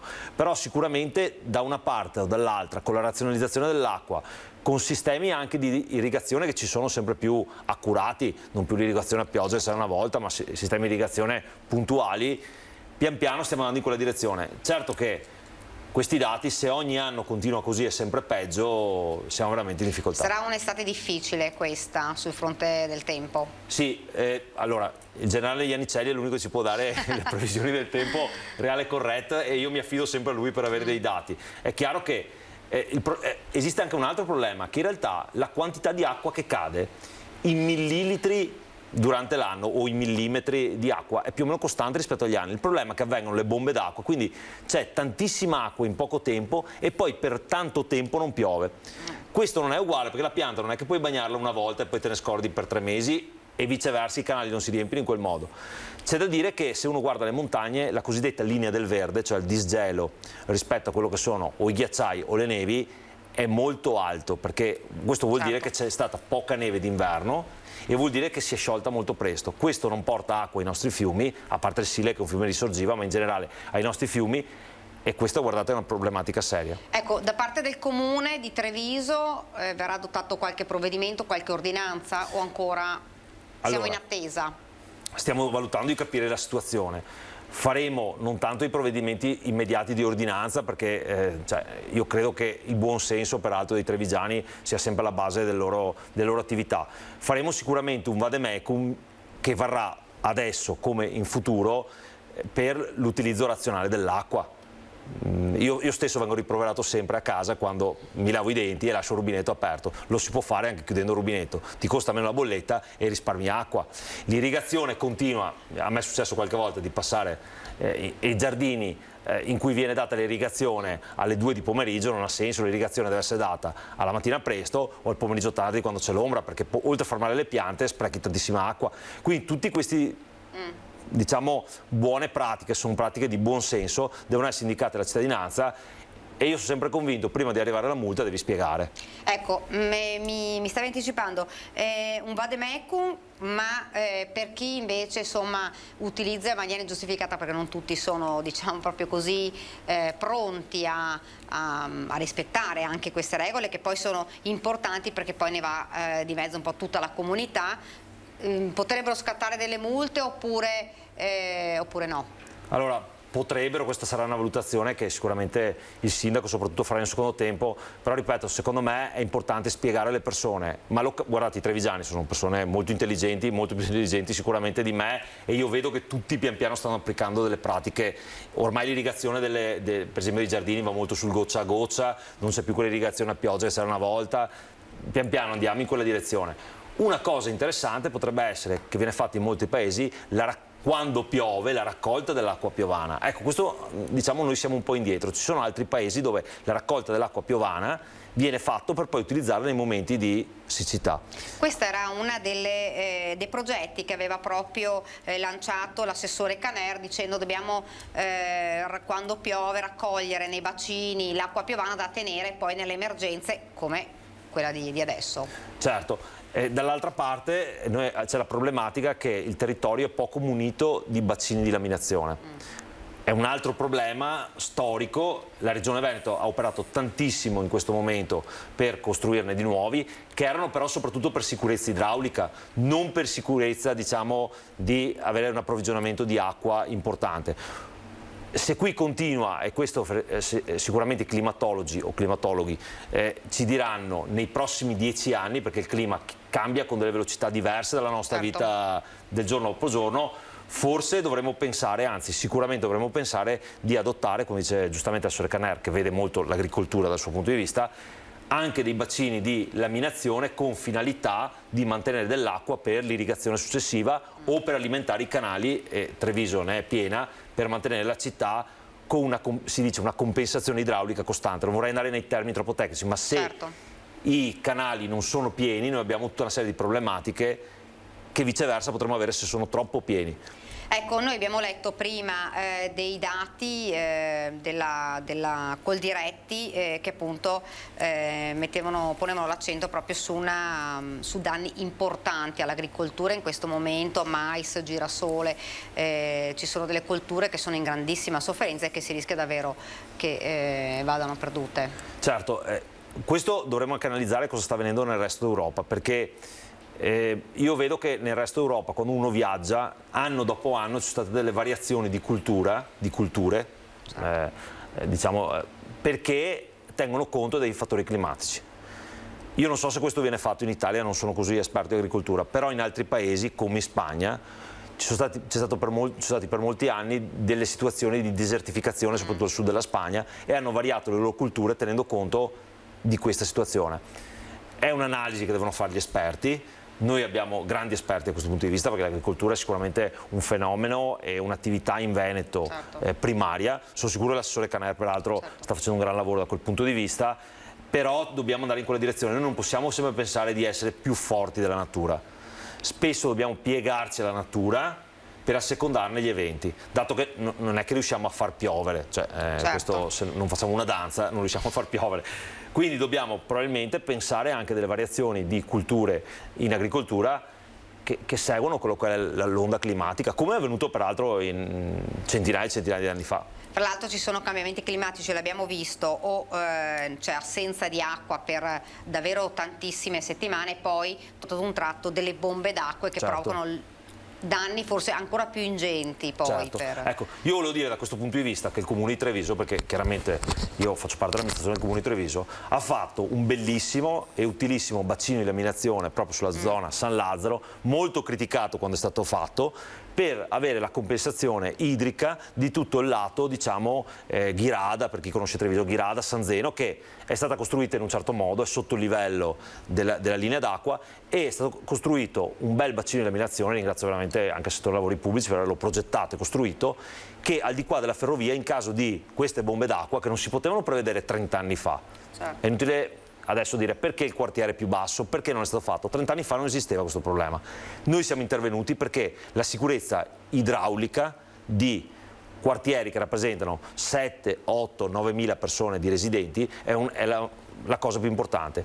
Forse se ne dovranno costruire altri, anche sul lato, diciamo, sud-ovest, ma questa è una valutazione che facciamo e quando dobbiamo intervenire. Io ripeto, e vorrei riprendere gli articoli di stampa, purtroppo su quella zona c'erano 200 alberi, ci è dispiaciuto toglierli, lo dico sinceramente, siamo stati criticati in una maniera incredibile, li abbiamo peraltro ripiantumati più del doppio, sempre in prossimità, ma questo è stato fatto in maniera lungimirante rispetto a questi fenomeni. Ecco, io leggerei anche una notizia di cronaca che dopo magari commentiamo. Ha rubato una bicicletta elettrica e poi ha tentato di venderla pubblicando online un'inserzione parlando proprio dei social. I carabinieri di Treviso sono riusciti a scoprire e mettere in trappola un trevigiano di 40 anni che è stato colto sul fatto mentre stava chiudendo un affare che gli avrebbe fruttato circa 1.300 euro. Questo è il valore della bici. L'indagine dei militari dell'arma è partita dalla denuncia di uno straniero 22enne residente a Treviso che nel pomeriggio dell'11 giugno scorso aveva lasciato in sosta la propria bicicletta in Viale della Repubblica a Treviso, tornato a riprenderla dopo circa un'ora, non l'aveva più trovata e ne aveva successivamente denunciato il furto ai carabinieri. La bicicletta è stata recuperata e riconsegnata. Allora, mi fa ridere anche perché dei tanti stereotipi, e questo li smentisce ancora una volta, se ho capito bene, è uno straniero a cui è stata rubata la bici da parte di un trevigiano. Ecco, quindi questo dimostra anche che tante volte gli stereotipi che abbiamo sono veramente gli stereotipi e sono veramente stupidi. Peraltro, come si può dire, un mona questo qui, io non so neanche come definirlo ai trevigiani, perché è talmente stupido poi da cercare di venderla. Cioè, questo è, online, che ovviamente i social vengono monitorati anche dalle forze dell'ordine. Suggerisco a questo trevigiano di 40 anni che ha fatto questo, allora sicuramente cambiare professione, perché il ladro non può farlo, non dovrebbe proprio farlo, però sembra che non sia abbastanza bravo per farlo. E qualche scopola è giusto che la prenda, perché dopo che non sia la solita denuncia a piedi, noi abbiamo bisogno di tante persone per lavori socialmente utili, lo troviamo un lavoretto per ricordarsi di non fare queste stupidaggini. C'è effettivamente ultimamente una recrudescenza sul furto delle bici. Ma perché questo? Perché noi siamo andati molto verso le bike, quindi bici a più alto valore, bisogna dirselo questo. I ragazzi usano sempre meno storicamente scooter, motorini, moto, come usavamo io e te ai tempi della scuola, e vanno molto più in bici, quindi, e bici anche abbastanza belle anche come valore, quindi purtroppo c'è un acuirsi di questi furti. Una volta rubavano di più i motorini, adesso rubano di più le biciclette. Noi da questo punto di vista riusciamo a intervenire abbastanza frequentemente, perché avendo moltissime telecamere, specialmente nel centro storico, poi non è che ci scappa tanto. Certo che tu non è che quando vedi una persona su una telecamera c'è scritto nome e cognome, però questo, un po' di indagine, lo becchi da un'altra parte, poi è talmente furbo da metterlo sui social per venderlo, diciamo che è proprio furbo questo. Vorrei conoscere per vedere che faccia a fare una roba del genere. Ecco, io ho letto questa notizia di cronaca anche per parlare, insomma, tornare a parlare anche della questione. Intanto, insomma, un ringraziamento anche alle forze dell'ordine, perché sono sempre presenti. Abbiamo parlato del fatto che sono a 360 gradi a parlare, insomma, a monitorare le zone a rischio, a cercare di rendere, insomma, un po' più sicure le città. Abbiamo visto dell'incontro in prefettura anche per cercare di arginare il problema dei minori che si rendono responsabili. Abbiamo parlato davvero parecchio di questi fatti, ma un altro fatto di cui è testimone anche l'assessore Manera sono gli ecovandali, perché quelli non si fermano mai, nonostante le multe, nonostante le fototrappole, nonostante vengono multate, queste persone però sembra che è un vizietto che non perdono. Non dico tutti, perché ci sono trevigiani che invece sono bravissimi, sono regolarissimi e rispettano le regole, però purtroppo ci sono i furbetti, li possiamo chiamare così?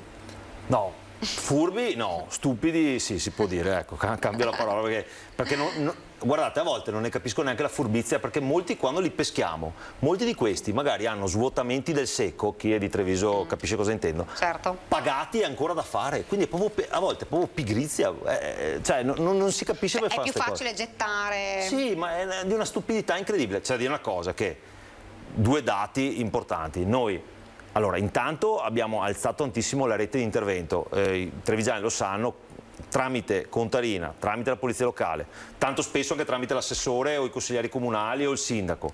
Una volta che noi abbiamo, i social aiutano da questo punto di vista, l'individuazione di un abbandono, se non è di notte, entro un'ora viene portato via tutto e pulito. Certo. Se ci viene segnalato, guardate, velocissimo, perché non è solo l'abbandono, specialmente nei momenti caldi, vuol dire puzza, possono arrivare i ratti, cioè può complicarsi la cosa.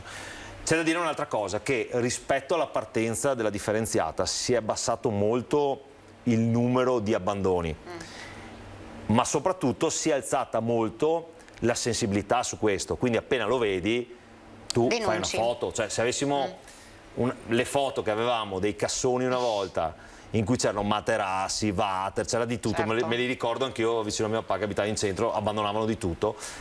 Io sono contento che i trevigiani non accettino questi tipi di attività, te lo segnalino subito, che non diano la colpa al comune, che è l'attore diciamo, finale di questa cosa. Noi abbiamo aumentato al massimo quello che è la multa, che sono 400 euro, quello che la legge ci consente. Io spero, non in questa legislatura, ma nella prossima, che il Parlamento prenda diciamo, in considerazione altre sanzioni, perché finché non diventa penale...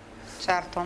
Attualmente la sanzione che può prendere un ecovandalo è di quanto? 400 euro a sacco. E comunque sono cifre importanti in un momento, voglio dire, di grande difficoltà come... Certo, però dico anche una cosa, se invece diventa anche penale, magari è reiterazione del reato, diventa penale, allora ti devi trovare un avvocato, rischi di avere la fedina penale sporca, perché dico anche un'altra cosa a questi, qualcuno li ha definiti ecomona, mi piace sempre sto termine perché fa capire anche dove avviene questo tipo di fatto. Se questo sacco va in mezzo alla strada e passa qualcuno in motorino, in moto, ma anche in macchina e si fa male, perché il sacco pieno lo prendi in motorino, in moto o in bici, cioè ti fai male, puoi cadere, allora cosa succede? Allora io direi che forse nella prossima legislatura il Parlamento potrebbe legiferare per dire che in caso di reiterazione di questo tipo di attività tu metti a rischio l'incolumità degli altri, oltre che il fattore di igiene pubblica, e io ti denuncio. Certo. Allora, quando ti denuncio, perché se tu sei un'azienda in questo momento e abbandoni i rifiuti, vieni denunciato ed è penale. Non si capisce perché, se lo continuano a fare una certa piccolissima categoria di cittadini, allora in quel caso viene ritenuto, vabbè, una sanzione, come... No, non è così. Certo.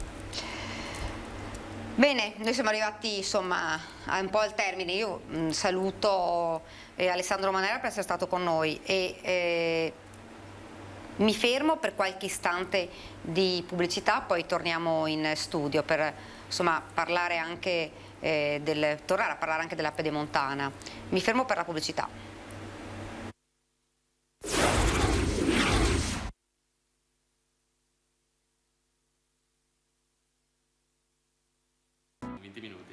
Siamo tornati in studio con due sindaci. Li presento subito, il sindaco di Spresiano, Marco Della Pietra, buongiorno. Buongiorno Daniela, buongiorno a tutti. E il sindaco di Montebelluna, qua, Adalberto Bordin. Buongiorno a tutti. Dunque parliamo per un momento di Pedemontana, perché abbiamo sentito oggi l'assessore regionale De Berti, abbiamo chiesto insomma un po' qual era la situazione, ci diceva che a Spresiano ci sarà insomma la novità dell'arrivo e della presentazione entro quest'estate, sindaco, quindi insomma siamo a buon punto. Bene, sì, adesso non sappiamo ancora la data precisa, però sì, entro l'estate ci sarà sicuramente l'inaugurazione del casello di Spresiano, poi dopo dovremo attendere ancora qualche mese per avere il raccordo con la 27, però è in programma anche quello, per cui finalmente quest'opera sarà finita. Ecco, sindaco, su una questione vorrei puntare, che è quella delle tariffe e anche delle opere compensative, perché c'è stata parecchia polemica su questo argomento. Sindaco, alcuni comuni, uno anche in particolare diceva insomma diffido la regione perché si era parlato di opere compensative che poi non ci sono state e tariffe che dovevano essere calmierate perché insomma la gente non va volentieri in Pedemontana fino a che le tariffe rimangono alte. Sì, allora bisogna distinguere le due cose. Sulle tariffe mi trovate completamente in linea, nel senso che ormai è da anni che si discute sulla cosa. Prima dovevano essere completamente gratuite per i residenti e poi dopo si è passati ad uno sconto per poi arrivare a un pagano tutti.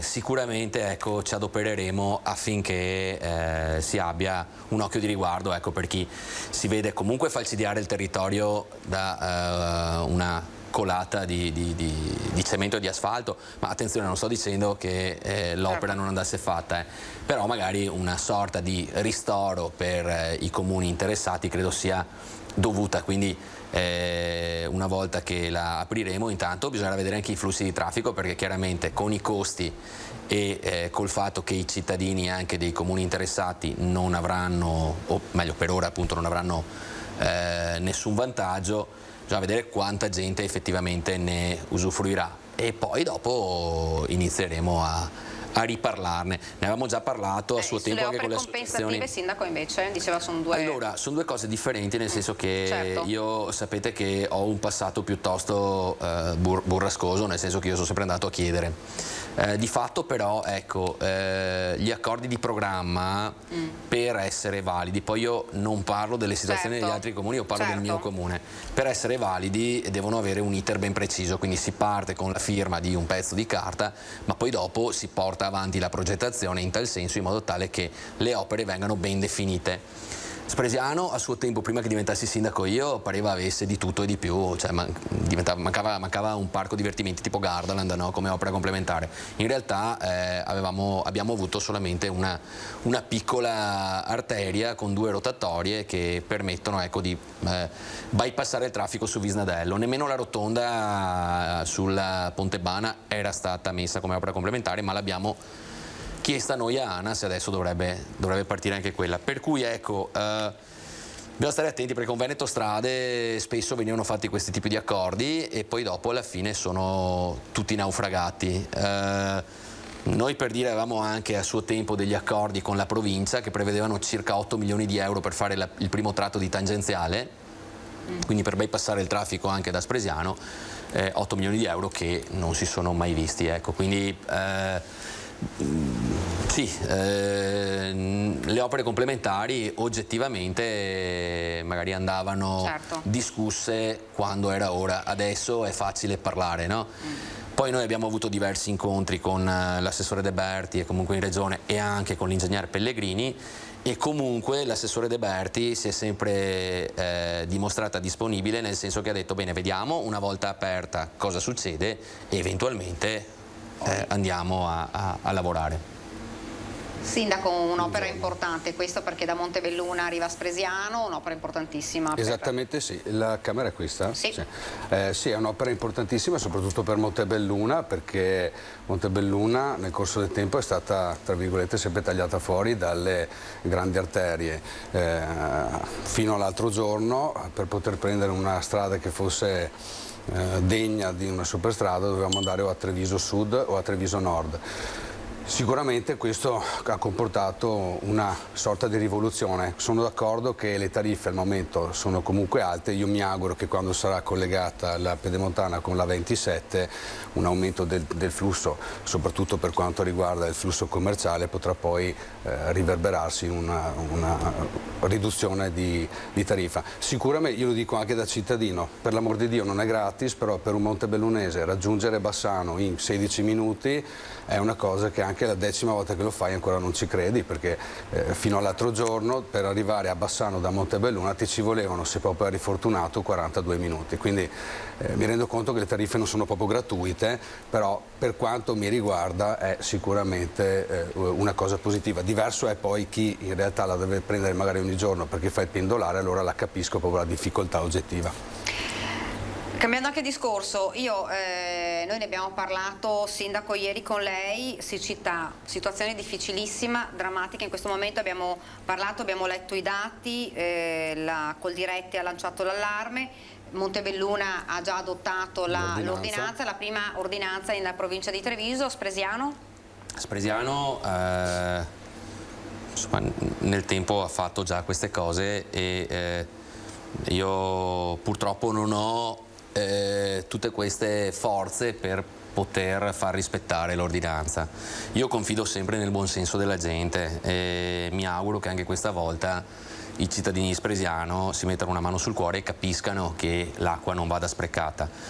Dicevo appunto, le ordinanze quando si fanno bisogna anche farle rispettare. Certo. Il problema è proprio quello, quindi sì, sicuramente Montebelluna ha un sistema di risorse più grande, ma anche giustamente voi siete una città, noi siamo un paese e quindi ecco, hanno sicuramente più possibilità di noi di controllare le cose. Poi non dimentichiamo che a Montebelluna c'è anche la sede di ATS. Certo.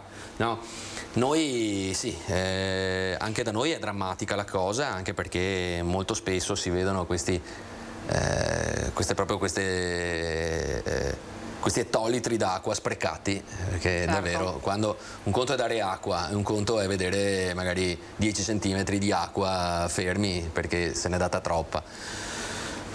Mi auguro, ecco, che ci sia farà un vademecum, come ha detto l'assessore Manera a Treviso, non un'ordinanza ma un vademecum, sì, da insomma. Noi cerchiamo di farlo sempre, poi dopo, e credo che questa sia una cosa piuttosto condivisa tra noi sindaci, puntiamo molto sui giovani, perché sia per quanto riguarda gli sprechi, sia per quanto riguarda il decoro urbano, specie nell'abbandono dei rifiuti, io almeno punto tutto sui più piccoli, perché i più piccoli sono quelli che poi vanno dai genitori e dicono: papà, mamma, guardate che non si fa così, no? Quindi ecco, faremo un passaggio anche magari ai centri estivi. Sì, credo che a Spresiano sarebbe sicuramente più efficace fare una sorta di vademecum piuttosto che fare un'ordinanza, però non sto dicendo che non verrà fatta. Ecco. Certo. Sindaco, invece da voi è già partita? Da noi è già partita, abbiamo recepito un'indicazione di Alto Trevisano Servizi, abbiamo deciso, non è la prima volta peraltro che Montebelluna è stata fatta anche in passato, abbiamo un'ordinanza che, attenzione, non è che si limiti ad essere punitiva, semplicemente dice: cari cittadini, è vietato l'utilizzo dell'acqua potabile per lavare la macchina, per pulire il piazzale, per irrigare i campi, ma poi dà anche dei consigli su, come diceva poi Marco, confidando anche nel buon senso del cittadino. Credo che, io le dico, poco fa addirittura questa ordinanza ha avuto talmente tanto riverbero che sono stato intervistato da Sky TG24 in diretta nazionale, per cui vuol dire che veramente la situazione è ai minimi storici nel vero senso della parola. Concordo con Marco sul fatto che dobbiamo puntare sui giovani e non ho dubbi su questo, perché anche nel corso degli ultimi anni c'è stato proprio un incremento della sensibilità per quanto riguarda le risorse energetiche, le risorse naturali, l'ecologia e anche l'acqua. Dico semplicemente questo: finché ce l'abbiamo l'acqua, nessuno se ne rende conto. Io non me ne rendo conto, mi lavo i denti, magari utilizzo 40 litri di acqua per lavarmi i denti. Quando l'acqua comincia a scarseggiare diventa un bel problema, è come la salute: finché ce l'hai non ci pensi, la dai per scontata, quando poi comincia a mancare diventa un bel problema. Quindi sono concorde sul fatto che io nutro un'enorme speranza nelle future generazioni che, scusatemi, molto spesso vengono tacciate come delinquenti perché magari abbiamo due idioti che girano per le nostre città che fanno confusione. Di questo argomento parleremo proprio fra poco. Mi siete messi d'accordo allora? No, finisca pure. Ah, ok, no, ecco. e quindi certo. Le giovani generazioni, e me ne accorgo soprattutto in questo periodo in cui sono bombardato per fortuna di saggi di danza, saggi di musica, recite scolastiche, tornei di tutti i tipi, circondato dai giovani che vanno dai 6 ai 25 anni e ognuno di loro mi può insegnare qualcosa: l'abnegazione, il sacrificio, il rispetto di se stessi e il rispetto degli altri. Quindi ha ragione Marco, ripeto, nel confidare veramente in queste giovani generazioni, al di là poi delle notizie che sentiamo ogni giorno di questi due disgraziati che vanno a rompere le scatole in giro a tutti quanti. Ecco, di disagio giovanile abbiamo parlato anche con il sindaco di Spresiano durante una nostra diretta, perché c'è stato un vertice in prefettura, si è fatto poi il punto della situazione e insomma, come diceva anche il sindaco Bordin, ovvio che ci sono, la maggior parte dei giovani sono insomma sono bravi, sono studenti, sono persone assolutamente coinvolte nella comunità. Ci sono invece una minima parte che però ovviamente fa notizia, fa cronaca perché comunque si comportano in maniera illegale, si rendono responsabili di reati gravi, perché abbiamo parlato anche di aggressioni, lo ha detto anche il prefetto quando parlava anche di utilizzo di coltelli, parliamo anche delle risse. Un disagio giovanile che non va sottovalutato, Sindaco? No, assolutamente no. Il disagio giovanile sicuramente è una problematica che va trattata a 360 gradi però, perché anche lì io quoto quanto dice il mio collega, perché ho sentito diverse interviste fatte da Adalberto, quando dice che però non può essere tutto sulle spalle del sindaco e del comune. Credo che ognuno debba fare la propria parte per salvare sicuramente, scusatemi se adopero questo termine, ma è un termine che rende, quindi salvare chi magari non segue proprio la retta via e punire chi invece si comporta da criminale, perché ragazzi, la differenza è netta tra chi fa la ragazzata, chi fa la bravata, chi è vittima anche da un certo punto di vista di una situazione che da 2 anni è piuttosto pesante, soprattutto per i ragazzi di una certa età, ma non solo questo, attenzione, non solo questo, perché non possiamo dare tutte le colpe al Covid, e chi invece è un criminale di fatto, perché ragazzi, chi gira con un coltello, io non so, ed è disposto a tirarlo fuori e anche ad usarlo, quello è un criminale, non è non c'è disagio giovanile, lì c'è proprio... Ecco, e fra l'altro al tavolo della prefettura c'erano proprio i 2 comuni, oltre che ad altri comuni come Conegliano, Treviso e Vittorio Veneto, però i 2 comuni, Montebelluna e Spresiano, proprio perché sono i 2 comuni, fra i 2 comuni dove ci sono stati, si è registrato più di qualche caso, ricordo anche a Spresiano. A Spresiano, no, dopo che non parla uno. Però anche lì, scusatemi se, però vedete, è come il discorso dei giovani, ma in negativo, no?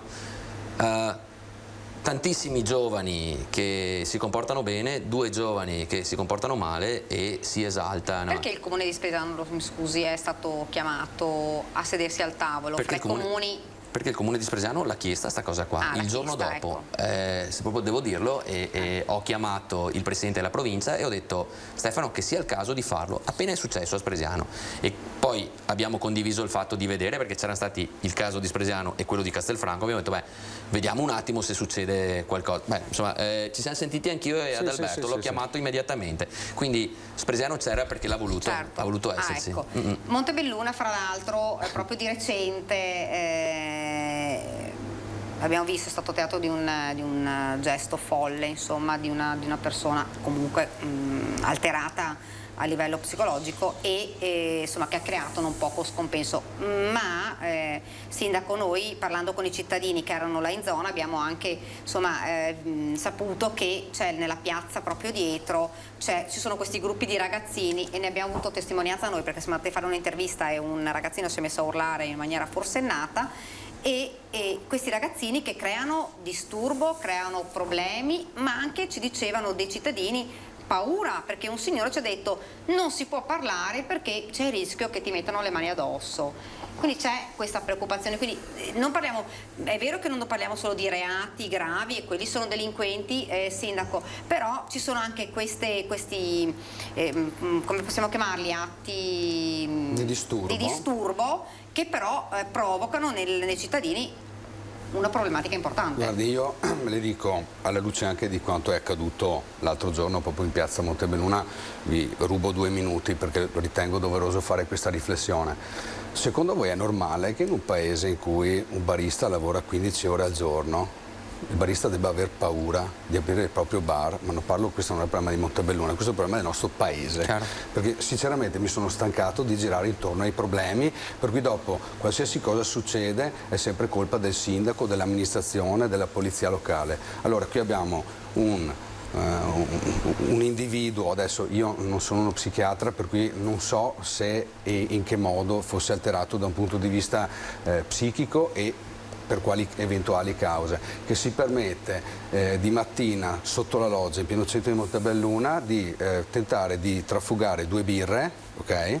Il barista giustamente dice: scusa, ma cosa stai facendo? Questo si permette di lanciare i tavoli sulle vetrine, ma noi ci rendiamo conto che poi anche il barista potrebbe aver paura di intervenire perché ha paura di subire le sanzioni della legge.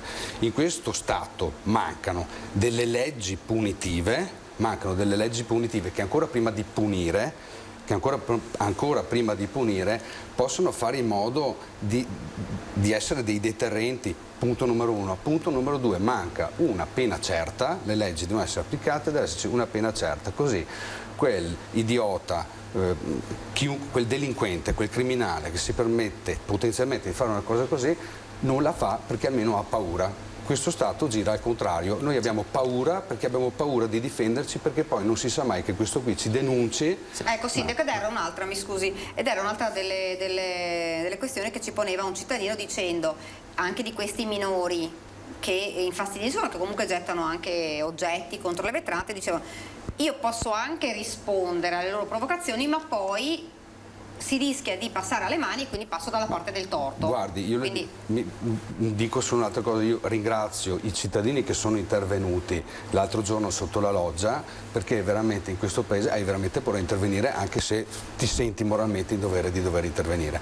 Per quanto riguarda i giovani, sicuramente c'è un disagio sociale, non dimentichiamo che usciamo da 2 anni di pandemia. Io certe volte mi chiedo anche, con tutta l'umiltà del caso, in punta di piedi, le famiglie dove sono, perché mi capita di vedere a determinate ore dei ragazzini che magari hanno 11 anni, che magari 12 anni, che dovrebbero essere a casa. Ora, sicuramente la faccenda è complessa. Se hanno come miti i rapper che si accoltellano, io come mito da piccolo avevo il pompiere, l'astronauta, il poliziotto, ecco, quindi sicuramente è un problema complesso, ma non può essere risolto da me e da Marco, con tutto il rispetto, non è risolvibile. Possiamo prendere delle iniziative a livello anche di politiche giovanili, eccetera, eccetera, ma il problema va risolto a livello statale. Manca una legge, mancano delle pene certe, questo è sicuro, nel senso che questa è una delle problematiche che ormai, insomma, sanno tutti. Sì, la certezza della pena è sicuramente un problema annoso e che ci portiamo avanti, ma secondo me dovrebbe essere rivisto davvero un po' tutto il sistema, perché io sono il primo garante dell'innocenza, quindi i 3 gradi di giudizio da parte mia sono assolutamente corretti, però in questo caso qua, cioè, che quello che ha fatto quel pazzo lì l'altro giorno, cioè sotto gli occhi di tutti, puoi aspettare anche 25 gradi di giudizio, ma l'ha fatto, quindi nel momento in cui tu l'hai fatto, basta. Non stiamo lì a dire no, ma intanto finché non verrà, cioè che attenuanti vuoi dare a uno che fa una roba del genere?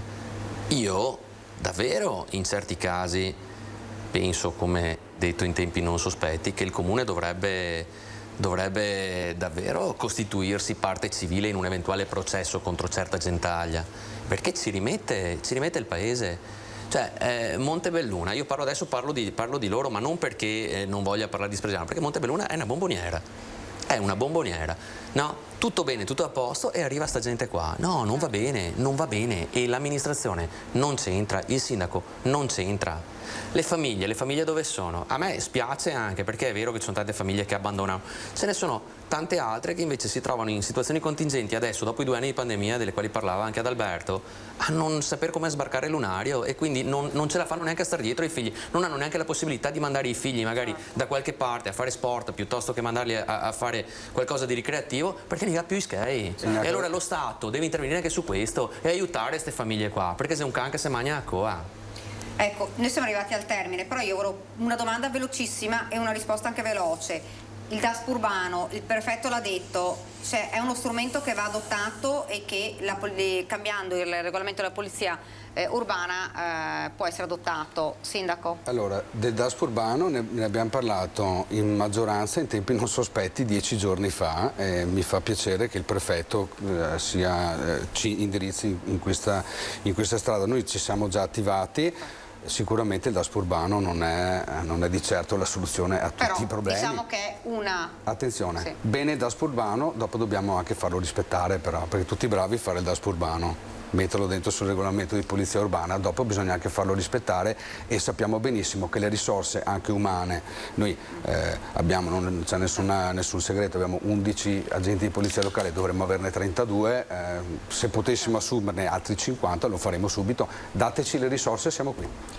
DASPO urbano, Guarda, sindaco. io quello che ha chiesto lui l'ho chiesto anch'io l'altro giorno, ho detto più la possibilità di assumere più polizia locale e anche dateci qualche carabinieri in più magari che va sempre bene.